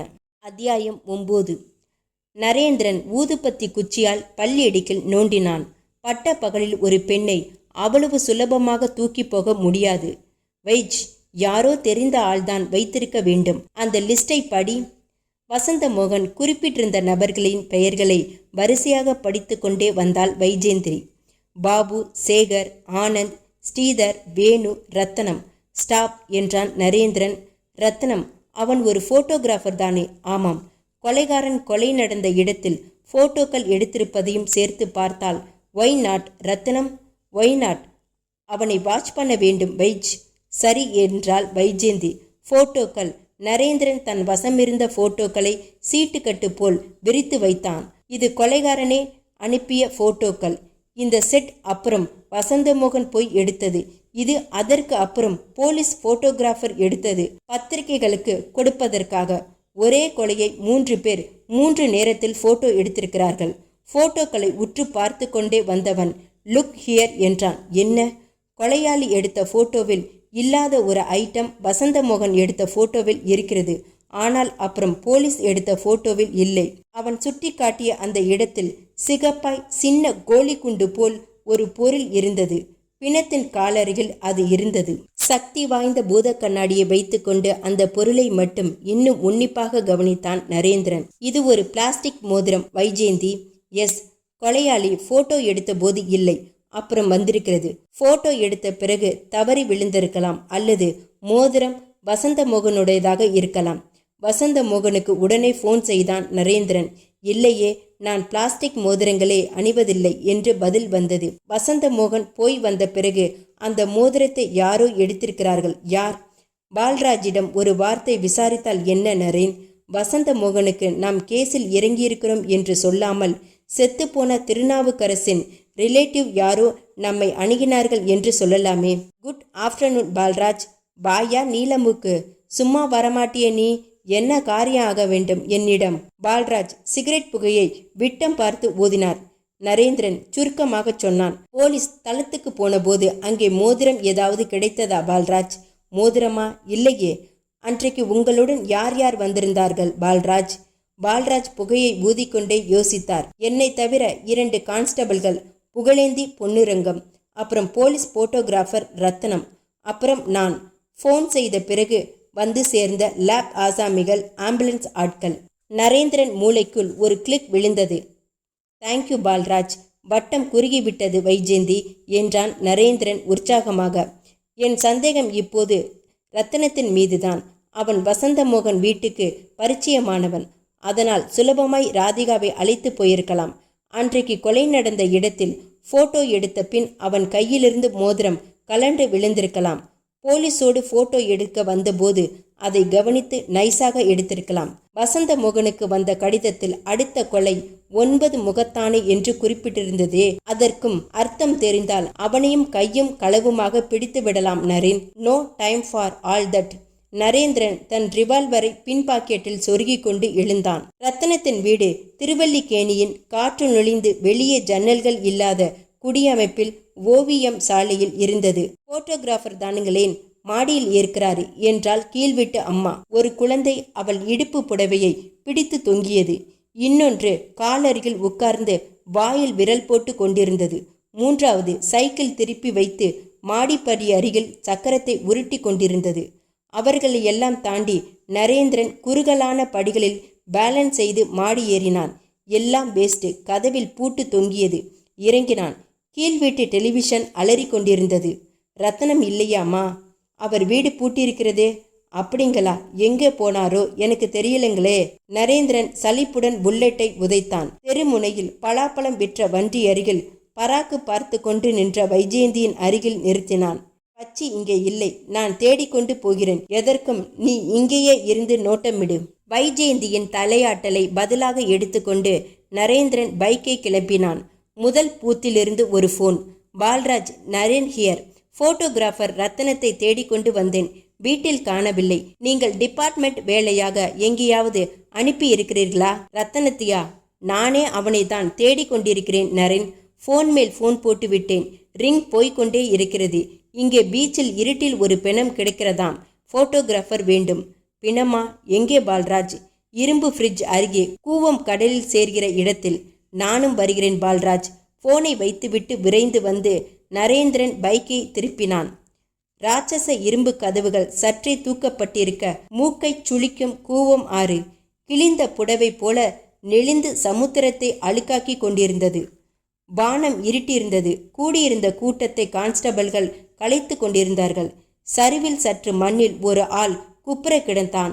அவனுடைய பின்மண்டை பிளந்து சுத்தமான இரத்தம் வெளியேறி அசுத்தத்தோடு கலந்து கொண்டிருந்தது. அவன் கிடந்த கோணத்திலேயே அவன் இறந்திருந்தான் என்பது தெளிவாக தெரிந்திருந்தது. தன் மோட்டார் சைக்கிளை திருப்பி நிறுத்தி அதன் வெளிச்சத்தை பிணத்தின் மீது பாய்ச்சினான் நரேந்திரன். மணல் சரிவின் பின்னே இருந்த மண் ரோட்டில் புழுதி கிளப்பிக் கொண்டு வந்த ஜீப் பிரேக் அடித்தது. பால்ராஜ் இறங்கினார். கூடவே 2 கான்ஸ்டபிள்கள். புகழேந்தி, இந்த டார்ச்சை எடுத்துக்கிட்டு வா. கட்டளை இடப்பட்ட கான்ஸ்டபிள் 6 பேட்டரிகள் சுமந்து சக்தி வாய்ந்த டார்ச்சை எடுத்து வந்தார். கூட்டம் விலக்கி பால்ராஜ் முன்னேறினார். கான்ஸ்டபிள் டார்ச்சை சற்று தலைத்து காண்பித்தாள். பால்ராஜ் சரிவில் பேலன்ஸ் செய்து இறங்கினார். தன் லத்தியால் சரிவில் கிடந்தவனின் முகத்தை மெல்ல புரட்டினாள். யோ புகழேந்தி, டார்ச்சை சரியா காட்டியா? டார்ச் வெளிச்சம் இப்போது இன்னும் சரியான கோணத்துக்கு திரும்பியது. வெளிச்சத்தில் செத்து கிடந்தவனின் முகம் தெரிந்தது. நரேந்திரன் திடுக்கிட்டான். செத்து கிடந்தது போட்டோகிராஃபர் ரத்னம். அவனுடைய சட்டை பையில் துருத்தி இருந்த 4 மடிக்கப்பட்ட வெள்ளை காகிதத்தை வெளியே எடுத்தார் பால்ராஜ். சரிவில் பேலன்ஸ் செய்து ஏறி வந்தார். வெளிச்சத்தை இப்படி காட்டியா? உன் கை ஏனையா இப்படி நடுங்குகிறது? பேசாமல் ஏதாவது தியேட்டரில் டிக்கெட் கிழிக்கிற உத்தியோகத்துக்கு போக வேண்டியதுதானே? நீ எல்லாம் ஏன்யா போலீஸ் வேலைக்கு வந்து கழுத்தரிக்கிறாய்? நரேந்திரன் அங்குலமாய் முன்னேறி இன்ஸ்பெக்டரின் அருகில் வந்து அந்த கடிதத்தில் கண்களை பதித்தான். டைப் அடித்த எழுத்துக்கள்: இனிய போலீஸ், என் விளையாட்டில் சரிந்த இன்னொரு காய். இன்னும் எத்தனை தலைகள் என் கையில் உருளப் போகிறதோ ஆண்டவனை வேண்டிக் கொள்ளுங்கள். அது உங்கள் தலையாக இருக்க வேண்டாமென்று. இப்படிக்கு புகையும் துப்பாக்கி. பிறகு நான் செயல்படுவதாக முன்பு குறிப்பிட்ட தேதிகளை மறந்துவிடுங்கள். பச் என்றான் நரேந்திரன். யாருப்பா அது? கழுத்தில் வந்து மூச்சு விடுது என்று திரும்பினார் பால்ராஜ். நீதானா அந்த குரல்? நானேதான் என்றான் நரேந்திரன். எல்லோரையும் போட்டோ எடுக்க ரத்னம் வருவான். இவனை போட்டோ எடுக்க யார் வரப்போவது? அத்தியாயம் 10. வசந்தமோகன் பிரமை பிடித்தவன் போல் உட்கார்ந்திருந்தான். கண் எதிரே பறந்த கொசுக்களை விரட்ட வேண்டும் என்று கூட அவனுக்கு தோன்றவில்லை. ராஜவேலுவின் வாழ்க்கையை நான் எழுதியதுதான் தப்பா நரேன்? அதை பார்த்துவிட்டுதான் இந்த கிறுக்கன் தன்னை பற்றியும் எழுத வேண்டும் என்று இப்படி என்னை சேர்ந்தவர்களெல்லாம் ஒவ்வொருத்தராய் கொலை செய்கிறானா? ராதிகாவை நினைத்தால் எனக்கு பயமாக இருக்கிறது. அவனிடமிருந்து போன் வந்ததா? வந்தது. எவ்வளவு தூரம் எழுதியிருக்கிறாய் என்று கேட்டான். 22 பக்கங்கள் எழுதிவிட்டேன் என்பதை சொன்னேன். இன்றைக்கு ராத்திரியும் மறுபடியும் கான்டாக்ட் பண்ணுவதாக சொல்லியிருக்கிறான்.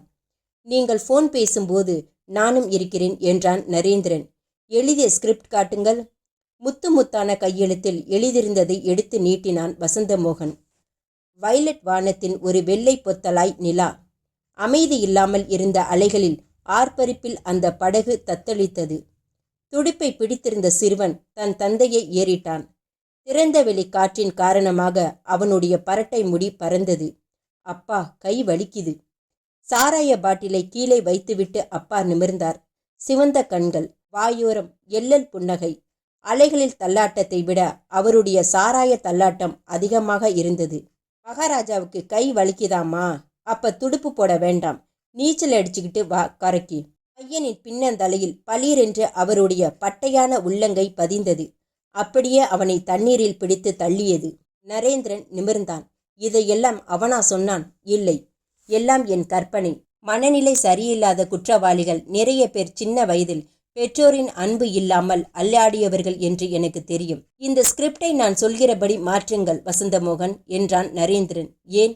ஒரு காரணம் இருக்கிறது. நரேந்திரன் கட்டுரையை வேறு விதமாக மாற்றச் சொல்ல ஆரம்பித்தான். கேஸ் ஸ்டவ்வில் நெருப்பு அடக்கமான நீளமாக இருந்தது. வைஜெயந்தி பிரெட் ஸ்லைஸுகளை டோஸ்ட் பண்ணி கொண்டிருந்த வாசம் ஹாலை நிரப்பியது. வசந்தமோகன் நகங்களை கடித்து கொண்டு உட்கார்ந்திருந்தான். கவனம் போனின் மீது இருந்தது. அவ்வப்போது நிமிர்ந்து பார்த்தபோது கடிகாரம் மணி 8:30 என்றது. 30 நிமிஷம் லேட். அவனிடமிருந்து போன் வரவில்லையே நரேன். வரும், பதறாதே. நரேந்திரன் கிச்சனுக்கு நடந்தான். டோஸ்ட் ஆன ஒரு பிரெட் துண்டை எடுத்து வைஜெயந்தியின் முகத்துக்கு நேரே ஆட்டினான். இப்படியா கருப்படிப்பது? உன் அம்மாவிடம் சொல்லி அவ்வப்போது கிச்சன் வேலையும் கற்றுக்கொள். கருப்பாய் இருந்த பகுதியை ஜீன்ஸ் பேண்டில் தேய்த்து உதிர்த்துவிட்டு கடித்தான். வைஜெயந்தி அவனை பொசுக்குவது போல் பார்த்தாள். போனால் போகிறது என்ற வயிற்றுக்கு கொஞ்சம் போட்டால் இவ்வளவு நீளமான வாயா உனக்கு? நரேந்திரன் பதிலுக்கு ஏதோ சொல்லியிருப்பான். ஆனால் வெளியே டெலிபோன் ஒலித்தது. பிரெட்டை அப்படியே மேடையில் எரிந்துவிட்டு ஓடினான். ஒயர்லெஸ் ரிசீவரை எடுத்துக்கொண்டான். காதில் வைத்தான். விரலால் சைகை செய்து போன் ரிசீவரை எடுக்கலாம் என்று வசந்த மோகனுக்கு சொன்னான். குட் ஈவினிங் என்று புகையும் துப்பாக்கியின் குரல். உன்னிடம் இருந்து போன் வரும் என்று 3/4 மணி நேரமாக காத்திருக்கிறேன் நான். இன்று நரேந்திரனை பார்த்தேன். ரத்னம் செத்து கிடந்த இடத்தில். நரேந்திரனா? யார் அது? உனக்கு தெரியாதா? ஹி இஸ் ஐ டிடெக்டிவ் ஏஜென்சியை சேர்ந்தவன். அவனை நீதான் ஏற்பாடு செய்திருக்கிறாய் என்று நான் நினைத்தேன். போலீஸில் தானே சொல்லக்கூடாது என்றேன் என்பதற்காக அவனிடம் போய்விட்டாய் போலிருக்கிறது என்று நினைத்தேன். அவன் என் நம்பரை ட்ரேஸ் பண்ண முயற்சி செய்யலாம் என்று தோன்றியது. அதனால் வேறு இடத்திற்கு போய் ஃபோன் செய்கிறேன். அதுதான் லேட். ராதிகா எப்படி இருக்கிறாள்? அழுது கொண்டிருக்கிறாள். ஆனால் பிராமிஸ், நான் அவளை தொடக்கூட இல்லை. எனக்கு ராதிகாவை திருப்பிக் கொடு. நீ சொல்வதையெல்லாம் தான் நான் செய்கிறேனே. எழுதியவரை ஸ்கிரிப்டை நான் பார்க்க வேண்டும். ஒரு பிரதி கொண்டு வா. அட்ரஸை சொல், நானே நேரில் கொண்டு வந்து தருகிறேன். கிண்டலாகச் சிரித்தான். என்ன வாத்து மடையன் என்றே முடிவு கட்டிவிட்டாயா? அட்ரஸை உன்னிடம் தர வேண்டுமா? Great joke. பின் எங்கே கொடுப்பது? நான் சொல்வதை கவனமாக கேள். நாளைக்கு ஈவினிங் ஷோக்கு ஒரு டிக்கெட் புக் பண்ணி உன் வீட்டு லெட்டர் பாக்ஸில் போட்டிருக்கிறேன். தேவி பாரடைஸ் சினிமா. போய் உட்கார். எழுதியதை எடுத்து வா. படம் ஆரம்பித்த பின் உனக்கு அடுத்த சீட்டில் ஒருத்தன் வந்து உட்காருவான். அவனிடத்தில் அதை கொடு. சினிமா முடியும் வரை அங்கேயே இரு. அவனே கவரை திருப்பி கொண்டு தருவான். வாங்கிவிட்டு வந்துவிடு. நான் மறுபடியும் எச்சரிக்க வேண்டாம் என்று நினைக்கிறேன். போலீஸோ நரேந்திரனோ இதில் குறுக்கிட்டால் ராதிகாவின். வேண்டாம், சொல்லாதே. போன் தொடர்பு அருந்தது. நரேந்திரன் தாடியை ஒரு முறை தடவி கொண்டான். பொய் தாடி அரித்தது. கையில் டார்ச்சை பிடித்து கொண்டு டிக்கெட் கிழிக்கும் கதவருகில் நின்று கொண்டிருந்தான். தியேட்டர் மேனேஜரிடம் சிறப்பு பர்மிஷன் வாங்கி டிக்கெட் கிழித்து பார்வையாளர்களை உள்ளே அனுப்பும் ஊழியன் போல் நின்று கொண்டு நோட்டமிட்டவாறு இருந்தான். இந்தியன் நியூஸ் ரீலில் வறட்சியான வடநாட்டு முகங்களை காட்டி வறுமை பிரச்சாரம் நடத்து கொண்டிருந்தது. வசந்த மோகன் உட்கார்ந்திருந்த இருக்கை தெளிவாக தெரிந்தது. அவனுக்கு பதிலாக நரேந்திரன் அந்த சீட்டில் உட்கார்வதாக நரேந்திரன் சொன்னபோது அவன் வலுவாக மறுத்துவிட்டான். உயிர் சார், ராதிகாவின் உயிர். அதனுடன் நான் விளையாட தயாராக இல்லை. அரங்கத்தின் உச்சியில் இருந்த விளக்குகள் சொல்லி வைத்தாற் போல ஒரே நேரத்தில் மங்கின, முற்றிலும் அணைந்தன. திரைப்படம் துவங்கியது. நரேந்திரன் உஷாராக காத்திருந்தான். படம் ஆரம்பித்து 15 நிமிடங்கள் கழித்து அந்த இளைஞன் வந்தான். 20 வயதிருக்கலாம். ஜீன்ஸ் பேண்ட் தொடையில் சாயம் போயிருந்தது. வசந்த மோகனின் அடுத்த இருக்கையான டிக்கெட்டை வைத்திருந்தான். நரேந்திரன் டிக்கெட்டை கிழித்து அவனை அனுமதித்தான். இருட்டில் டார்ச் வெளிச்சத்தில் அவனை நடத்தி போய் இருக்கையை காட்டினான். மீண்டும் வந்து தன் இடத்தில் நின்று கொண்டான். 5 நிமிடங்களில் அந்த இளைஞன் கையில் கவருடன் எழுந்து துளாவிக் கொண்டே காலை மிதித்ததால் சிலரிடம் சாபங்களை வாங்கி கொண்டு வெளியே வந்தான். அவன் காரிடாரில் வேகமாக நடந்தான். நரேந்திரன் சைகை செய்து உண்மையான டிக்கெட் கிழிக்கும் ஊழியரை அந்த இடத்தில் நிறுத்திவிட்டு இடைவெளி விட்டு அந்த இளைஞனை படிகளில் தொடர்ந்தான். அவன் வெளியே வந்தான். தியேட்டர் வளாகத்திலேயே இருந்த சிற்றுண்டி சாலைக்குள் நுழைந்தான். கவரை மடியில் வைத்துக்கொண்டு போண்டா, தோசை, காஃபி என்று ஆர்டர் செய்து சாப்பிட்டான். 30 நிமிடங்கள் 40 நிமிடங்கள் ஆகிவிட்டன. மணிக்கட்டை திருப்பி அந்த ஆள் நேரம் பார்த்தபோது நரேந்திரன் அந்த வாட்சை கவனித்தான். போட்டோவில் பார்த்த HMT இல்லை, இது சிட்டிசன் வாட்ச். நரேந்திரனுக்கு பொறுமை உதிர்ந்து கொண்டிருந்தது. அந்த ஆசாமி பில்லுக்கு பணம் கொடுத்துவிட்டு வெளியே வந்தான். அந்த கவரை எடுத்தான். பிரித்து கூட பார்க்காமல் 2ஆக 3ஆக 8ஆக கிழித்தான். நரேந்திரன் அதிர்ந்தான். கிழித்து குப்பை தொட்டியில் வீசிவிட்டு அவன் விசிலடித்து கொண்டே தியேட்டரின் பின்புறம் இருந்த கேட்டை நோக்கி நடந்தான். கவரை படித்துவிட்டு திருப்பி கொண்டு வந்து தருவான் என்றெல்லாம் சொல்லப்பட்ட செய்தி போய் என்று நரேந்திரனுக்கு புரிந்தது. உள்ளே முட்டாள் போல வசந்த மோகன் உட்கார்ந்திருக்க இவன் இப்படியே போய்விடப் போகிறான். திடீரென்று நரேந்திரனுக்கு உரைத்தது. இவன் இல்லை ஹீரோ, இவன் வெறும் பகடக்காய். வசந்த மோகனையும் அவனை சார்ந்தவர்களையும் தியேட்டரில் பிடித்து வைக்கும் தந்திரம். நரேந்திரன் பாய்ந்தான். அந்த இளைஞனை பிடித்தான். பலார் என்று கன்னத்தில் அறைந்தான். நடடா ஸ்டேஷனுக்கு. அந்த இளைஞனின் கண்களில் கிளி பொங்கியது. நான் என்ன தப்பு பண்ணினேன்? நீதான் அந்த கவரை கிழித்தாய். போலீஸ் உன்னை கொலை குற்றத்துக்காக தேடிக்கொண்டிருக்கிறது. ஐயையோ, எனக்கு எதுவும் தெரியாது. எனக்கு பணம் கொடுத்தவன் தான் அந்த கவரை வாங்கி 1 மணி நேரத்தில் கிழித்து கிழித்து போடச் சொன்னான். யார் பணம் கொடுத்தது? அவன் எப்படி இருந்தான் சொல். சாதாரணமாக எல்லோரையும் போலதான் இருந்தான். 200 ரூபாய் கொடுத்தான். அவனுடைய ஃப்ரெண்ட் ஒருத்தனை கலாட்டா பண்ணுவதற்காக இந்த ஏற்பாடு என்றான். அவன் கண்களில் பொய் இல்லை. நரேந்திரன் அவனை தள்ளிவிட்டு தியேட்டரை நோக்கி ஓடினான். லிப்ட் பிடித்து இருட்டில் துளாவி வசந்தமோகனை தோளில் தட்டி கூப்பிட்டு வா போகலாம் என்றான். அத்தியாயம் 11. கதவை திறந்ததுமே சிகரெட் புகையின் நெடி முகத்தில் அரைந்தது. நம்மை அங்கே அனுப்பிவிட்டு அவன் இங்கே வந்திருக்கிறான். நரேந்திரன் கீழ்கிடந்த சிகரெட் துண்டுகளை காலால் இடறினான். எதற்காக நரேன்? ஸ்கிரிப்டை படித்து பார்ப்பதற்காக. நீ எழுதிய வரை கதையை படித்து அது திருப்தியாய் வந்திருக்கிறதா என்று பார்க்க. மேஜை மீது குறிப்பு இருந்தது. ஆரம்பம் நன்றாக இருக்கிறது. சின்ன சின்ன தவறுகளை திருத்தியிருக்கிறேன். சில மாற்றங்களை குறித்திருக்கிறேன். போனில் தொடர்பு கொள்கிறேன். வசந்தமோகன் பரபரப்பாக தான் எழுதியிருந்த காகிதங்களை எடுத்தான். நரேந்திரனிடம் காட்டினான். வயலட் வானத்தில் ஒரு வெள்ளை பொத்தலாய் நிலா. அமைதி இல்லாமல் இருந்த அலைகளின் ஆர்ப்பரிப்பில் அந்த படகு தத்தளித்தது. துடிப்பை பிடித்திருந்த சிறுவன் தன் தந்தையை முதலாளியை ஏறிட்டான். திறந்தவெளி காற்றின் காரணமாக அவனுடைய பரட்டை முடி பறந்தது. அப்பா முதலாளி கை வலிக்குது. சாராய பாட்டிலை கீழே வைத்துவிட்டு அப்பா முதலாளி நிமிர்ந்தார். சிவந்த கண்கள், வாயோரம் எள்ளல் புன்னகை. அலைகளின் தள்ளாட்டத்தை விட அவருடைய சாராய தள்ளாட்டம் அதிகமாய் இருந்தது. மகாராஜாவுக்கு அனாதை பயலுக்கு கை வலிக்குதாமா? அப்ப துடுப்பு போட வேண்டாம், நீச்சல் அடிச்சிட்டு வா கரைக்கி.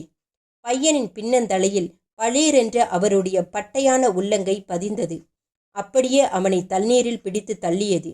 நரேந்திரன் இன்னொரு தாளை எடுத்தான். காலையில் தவறாமல் அவனை எழுப்பிவிடு. சேவல் ஒளி, கோவில் மணி. மொட்டை மாடியிலிருந்து பார்த்தால் தெரியும் கடல் அலைகள்.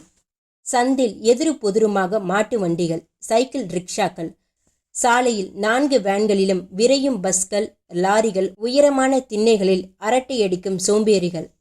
காம்பவுண்டுகளுக்கு பின்னே போர்ட்டிகோவில் படகு கார்கள். அவனுக்கு அந்த சூழ்நிலையில் இன்றைக்கு வாழ்வது பிடித்திருந்தது. பிடிக்கவில்லை. பெட்டி கடையில் சிகரெட் வாங்கி கொண்டான். மருந்து கடையில் சில்லறை மாற்றி எந்த பஸ்ஸிலும் அவனை டிக்கெட் வாங்க சொல்வதில்லை. சில்லறை இல்லாவிட்டால் கண்டக்டர் இறக்கி விட்டு விடுவான். புகையும் துப்பாக்கி குடியிருப்பது ஒரு நெரிசலான தெருவில். பக்கத்தில் கோயில் இருக்கிறது. திண்ணை வீடுகள். அவனை டிக்கெட் வாங்கும்படி பஸ்ஸில் சொல்ல மாட்டார்கள் என்றால் நரேந்திரனின் குரல் உற்சாகம் இருந்தது. அவன் பஸ் சர்வீஸில் வேலைக்கு இருக்க வேண்டும் அல்லது போலீஸ்காரனாக இருக்க வேண்டும் என்றான் வசந்தமோகன். அந்த ஆங்கிள் தான் கரெக்டாக பொருந்தும். கொலை நடந்த இடத்திலிருந்து அந்த பிளாஸ்டிக் மோதிரத்தை எடுப்பதற்கு போலீஸ்காரனுக்கு நிச்சயமாக வாய்ப்பு இருக்கிறது. இவ்வளவு விவரங்கள் அவன் தருவான் என்று நான் எதிர்பார்க்கவில்லை நரேன். அவனை தூண்டி விடும்படி அதற்காகத்தான் நான் மாற்றி எழுதச் சொன்னேன் என்றான் நரேந்திரன். கொலை நடந்த இடத்துக்கு போன போலீஸ்காரர்களின் பெயர்களை வாங்கிவிட்டால். நரேந்திரன் வாக்கியத்தை பாதியில் நிறுத்தினான். காரணம், ஒலிக்க துவங்கிய டெலிஃபோன் மணி. வசந்தமோகன் ரிசீவரை எடுத்தான். உன் ஸ்டைல் எனக்கு பிடித்திருக்கிறது வசந்த். ஆனால் நாணயமில்லாமல் நீ இருப்பதுதான் எனக்கு பிடிக்கவில்லை என்றது மறுமுனை குரல். என்ன சொல்கிறாய்? நரேந்திரனை நீதானே ஏற்பாடு செய்திருக்கிறாய்? இல்லை, செத்துப்போன திருநாவுக்கரசின் உறவினர்கள் யாரோ நரேந்திரனை உதவிக்கு கூப்பிட்டிருக்கிறார்கள். நரேந்திரன் என்னை பார்க்க வந்தது உண்மை. ஆனால் என்னிடம் விசாரணை செய்வதற்காக வந்தார். நான் கூப்பிடவில்லை அவரை. நிஜம்தானே? சத்தியமாய். நீ அவசரப்பட்டு ராதிகாவை எதுவும் செய்து விடாதே. கதையின் அடுத்த பகுதியை நான் எப்போது எதிர்பார்க்கலாம்? இன்னும் 2 நாட்களில். தொடர்பு அருந்தது. பால்ராஜ் நைட் கவுனில் இருந்தார். என்ன இந்த நேரத்தில் என்றார் ஆச்சரியத்துடன். பால்ராஜ், ஆஃப் த ரெக்கார்ட் எனக்கு சில விவரங்கள் வேண்டும். நரேந்திரன் நாற்காலியை இழுத்து போட்டு உட்கார்ந்தான். யாரது என்று உள்ளிருந்து குரல் வந்தது. ரோஸ்லின். நீலமுக்கு பையன் வந்திருக்கிறான். ஆண்டி, இன்றைக்கு பால்ராஜ் எவ்வளவு பால்ராஜ் அவன் வாயை பொத்தினான்.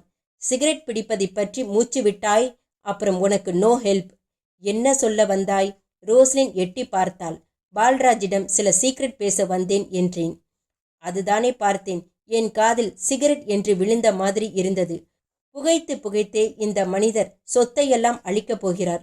அவள் உள்ளே போனதும் பால்ராஜ் நரேந்திரனை பார்த்து மூக்கை சுழித்தார். பால்ராஜ், திருநாவுக்கரசி என்று ஒரு ஆள் கொஞ்ச நாள் முன்னால் செத்து போனானே? ஆமாம், மெடிக்கல் ரெப். அப்போது கொலை நடந்த இடத்துக்கு உங்களுடன் யார் யார் வந்தார்கள்? ஏற்கனவே கேட்டுவிட்டாய். அப்போது நான் சந்தேகப்பட்டது போட்டோகிராஃப் ரத்தனத்தை. இப்போது சந்தேகம் இடம்பெயர்ந்து விட்டது. உங்களுடன் வந்த டிபார்ட்மெண்ட் ஆட்களை பற்றி மற்றும் சொல்லுங்கள். 2 கான்ஸ்டபிள்கள். அப்புறம் கான்ஸ்டபிள்களின் அம்மா அப்பா இல்லாத அனாதை யாராவது? புகழேந்தி. அவன்தான் அனாதை ஆசிரமத்தில் தங்கி அப்புறம் ஒரு மளிகை கடையில் வேலை பார்த்து கடைசியில் கான்ஸ்டபிள் ஆனான். நல்ல பலசாலி, நல்ல புத்திசாலி. ஆனால் பயம் அதிகம். இருட்டில் ரோந்து போவதாய் இருந்தால் கூட நொடிக்கு ஒரு தரம் விசிலை ஊதிக்கொண்டேதான் போவான். புகழேந்தியின் வீடு எங்கே பால்ராஜ்? மயிலாப்பூரிலா? இல்லை, நங்கநல்லூரில். கோயில் பக்கத்திலா? ஆமாம், வீராசாமி தெருவோ என்னவோ. ஏன் கேட்கிறாய்? ரத்தனம் செத்துப்போன அன்றைக்கு அவன் டியூட்டியில்தானே இருந்தான். ஆமாம். நடுவில் எங்கேயாவது வெளியே போய்விட்டு வந்தானா? ஆமாம், 2 மணி நேரம் வெளியே போயிருந்தான். என்ன அவனை பற்றி இவ்வளவு விசாரணை? நான் கேட்டதையெல்லாம் மனதுக்குள் வைத்து கொள்ளுங்கள் பால்ராஜ். புகையும் துப்பாக்கி அவன்தானே என்று எனக்கு சந்தேகம் வந்திருக்கிறது. ஆனால் நீங்களாக எதையும் அவனிடம் காட்டிக்கொள்ள வேண்டாம். நானாக சொல்லும் வரை. லுக் என்றார் பால்ராஜ் நரேந்திரனை சந்தேக கண்களால் பார்த்து கொண்டே. அத்தியாயம் 12. கோபுரத்தில் புறாக்கள் நிழலான பொந்துகளில் ஒதுங்கியிருந்தன. நரேந்திரன் பால்ராஜ் காலையில் கொடுத்த அட்ரஸை மனதில் இன்னொரு முறை ஓட்டி பார்த்தான். 8 வீராசாமி தெரு. வீடு ஒரு குறுகலான மாடியில் இருந்தது. எதற்காக நரேன் இப்படி திருட்டுத்தனமாக வர வேண்டும் என்று கேட்டாள் வைஜெயந்தி. புல்லட்டை ஸ்டாண்டு போட்டதும் அவனை பிடித்து லத்தியால் முழங்காலில் 4 சாத்து சாத்தினால் கக்கிவிட மாட்டான். அவன் சாதாரண குற்றவாளி இல்லை வைஜெயந்தி. Psycho case. கிறுக்கு பிடித்த மூளை எப்படி வேலை செய்யும் என்று நமக்கு தெரியாது. உனக்கு ஒரு விஷயம் தெரியுமா? போலீஸில் மாட்டிக்கொள்ள வேண்டும் என்று ஒரு எண்ணமும் இந்த மாதிரி மனநிலை குற்றவாளிகளின் மனதில் இருக்குமாம். இல்லாவிட்டால் ரகசியமாய் செய்துவிட்டு தப்பித்து போகாமல் எதற்கு சவால் விட்டு புகையும் துப்பாக்கி என்று கடிதமெல்லாம் எழுத வேண்டும்? சவால் விட்டு முடிகிற வரையில் போலீஸிடம் மாட்டாமல் இருப்பது இவர்களுக்கெல்லாம் ஒரு த்ரில். மாட்டும்போது இனி தப்பிக்க முடியாது என்றவுடன் தங்களுக்கு தானே தண்டனை கொடுத்து கொள்கிற கேஸ் தான் அதிகம். புகழேந்தி தற்கொலை பண்ணி கொண்டு விடுவான் என்று பயப்படுகிறாயா? ராதிகாவை எங்கே ஒளித்து வைத்திருக்கிறான் என்பதை அவன் சொல்லாமல் செத்து தொலைந்தாள். அதனால் அவளை கண்டுபிடிக்கும் வரை அவனோடு மோதக்கூடாது என்பது என் எண்ணம். மாடிப்படிகளில் அவன் ஏறினான். வைஜெயந்தி தொடர்ந்தாள். யார் இது என்று குறுக்கிட்ட கிழவரை தாத்தா என்று வைஜெயந்தி செல்லமாக கூப்பிட்டாள். மாடியில் இருக்கிற போலீஸ்காரர் புகழேந்தி. அவருடைய ஃப்ரெண்ட் இவர். எங்களை இங்க தங்கச் சொல்லி சாவி கொடுத்து விட்டார். போலீஸ்காரன் வீட்டுக்கு திருடனா வந்துவிடப் போகிறான். தாத்தா சிரித்து கொண்டே வழிவிட்டார். நரேந்திரனின் சாவி குத்தில் ஒன்று பூட்டை தெரிந்தது. புகழேந்தி தங்கியிருந்த அந்த வீடு சிறிய பொசிஷனாக இருந்தது. கலர் போன மேஜை, அதன் இழுப்பறைகளை திறந்து பார்த்தான் நரேந்திரன். துப்பாக்கிகள் தோட்டாக்கள் பற்றி ஆங்கில பத்திரிகைகள் சில இருந்தன. இன்னொன்றில் வசந்தமோகன் பணியாற்றும் பத்திரிகையின் பல இதழ்கள் தொகுக்கப்பட்டிருந்தன. நரேந்திரன் எடுத்து புரட்டினான். ராஜவேலுவை பற்றிய கட்டுரை தொடர் வந்திருந்த பக்கங்களில் எல்லாம் சிகப்பு மையால் கோடுகள் இழுக்கப்பட்டிருந்தன. பிறந்தால் திருடனாய் பிறக்க வேண்டும், வளர்ந்தால் கொலைகாரனாய் வளர வேண்டும் என்ற வாசகங்கள் மார்ஜினில் எழுதப்பட்டு இருந்தன. வைஜெயந்தி முந்தைய வருடத்தின் டைரி ஒன்றை திறந்து வைத்திருந்தாள். இதில் செலவு கணக்கு எழுதியிருக்கிறான் நரேன். நமக்கு தேவை ராதிகாவை அவன் எங்கே ஒளித்து வைத்திருக்கிறான் என்ற தகவல். இதில் கிடைக்கும் என்கிறேன். வைஜெயந்தி சுட்டி காட்டினாள். Jayaprakasam advance 2000. Bulb table fan 987. Jayaprakasam என்பவனிடம் வீட்டுக்கு அட்வான்ஸ் கொடுத்தது போல் இல்லை. அங்கே புதிதாக பல்பு ஃபேன் எல்லாம் போட்டிருக்கலாம். ஒரு சாதாரண கான்ஸ்டபிளுக்கு இவ்வளவு பணம் ஏது வைஜெயந்தி? அதை கண்டுபிடிக்க வேண்டும். முதலில் பால்ராஜுக்கு ஃபோன் செய்து புகழேந்தியை பார்வையிலேயே வைத்திருக்க சொல்ல வேண்டும். நாம் ஆராய்ந்து கொண்டிருக்கும் போது அவன் பாட்டுக்கு வந்துவிட்டால் 9 முகத்தான் என்று அவன் குறிப்பிட்டது ரத்தனத்தை. நவரத்தனம் என்பதால் என்பது இப்போதுதான் புரிகிறது. புகழேந்தி இன்றைக்கு டியூட்டிக்கு வரவில்லை நரேன் என்று குண்டை தூக்கி போட்டார் பால்ராஜ். மை காட் பால்ராஜ், ஜெயப்பிரகாசம் என்று யாராவது புகழேந்திக்கு ஃப்ரெண்டு உண்டா? ஜெயப்பிரகாசம் இந்த ஏரியாவில் கள்ளச்சாராயம் காய்ச்சும் ஒருத்தன் அந்த பெயரில் இருக்கிறான். அவனாகத்தான் இருக்கும். அவன் அட்ரஸ் வேண்டுமே. அட்ரஸ் எல்லாம் கிடையாது. காலை நேரத்தில் அடையாறு விறகு தொட்டியில் வேலை செய்கிறான் அவன். பெட்ரோல் பேங்க் ஒன்றின் நிழலில் மோட்டார் சைக்கிளை நிறுத்திவிட்டு நரேந்திரனும் வைஜெயந்தியும் அந்த விறகு தொட்டியை நோக்கி நடந்தார்கள். என்ன வேணுங்கோ? கல்யாண சமையலுக்கு விறகா என்று 3 பற்களால் சிரித்தார் முதலாளி. இல்லிங்கோ, ஷாமியானாவெல்லாம் வாடகைக்கு கிடைக்கும்னு போர்டு போட்டிருக்குதுங்கோ. ஆமா, வீட்ல ஏதாச்சும் பர்த்டேயா? ஆமாங்கோ. இங்கே ஜெயப்பிரகாசம்னு ஒருத்தர் இருப்பாரே, அவனாண்ட தான் பேச சொல்லி நம்ம தோழர் சொல்லியிருக்காங்கங்கோ. உள்ளார போங்கோ. சவுக்கு கட்டையெல்லாம் அடுக்கி இருக்கிற இடத்துல இருப்பான். 10 அடி 12 அடி உயரமாய் அடுக்கியிருந்த விறகு கட்டை, மூட்டைகளாக அடுக்கப்பட்ட கரித்துண்டுகள், ஆளையே வைத்து எடை போடக்கூடிய உயரமான தராசுகள். ஜெயப்பிரகாசம் சவுக்கு கட்டைகளில் அருகில் புகைப்பிடிக்காதீர்கள் என்ற போர்டுக்கு கீழே உட்கார்ந்தபடி பீடியை வலித்து கொண்டிருந்தான். இவர்களை பார்த்ததும் நிமிர்ந்தான். நரேந்திரன் குனிந்து ஒரு விறகை பொறுக்கினான். இது கிலோ என்ன விலை என்று கேட்டான்.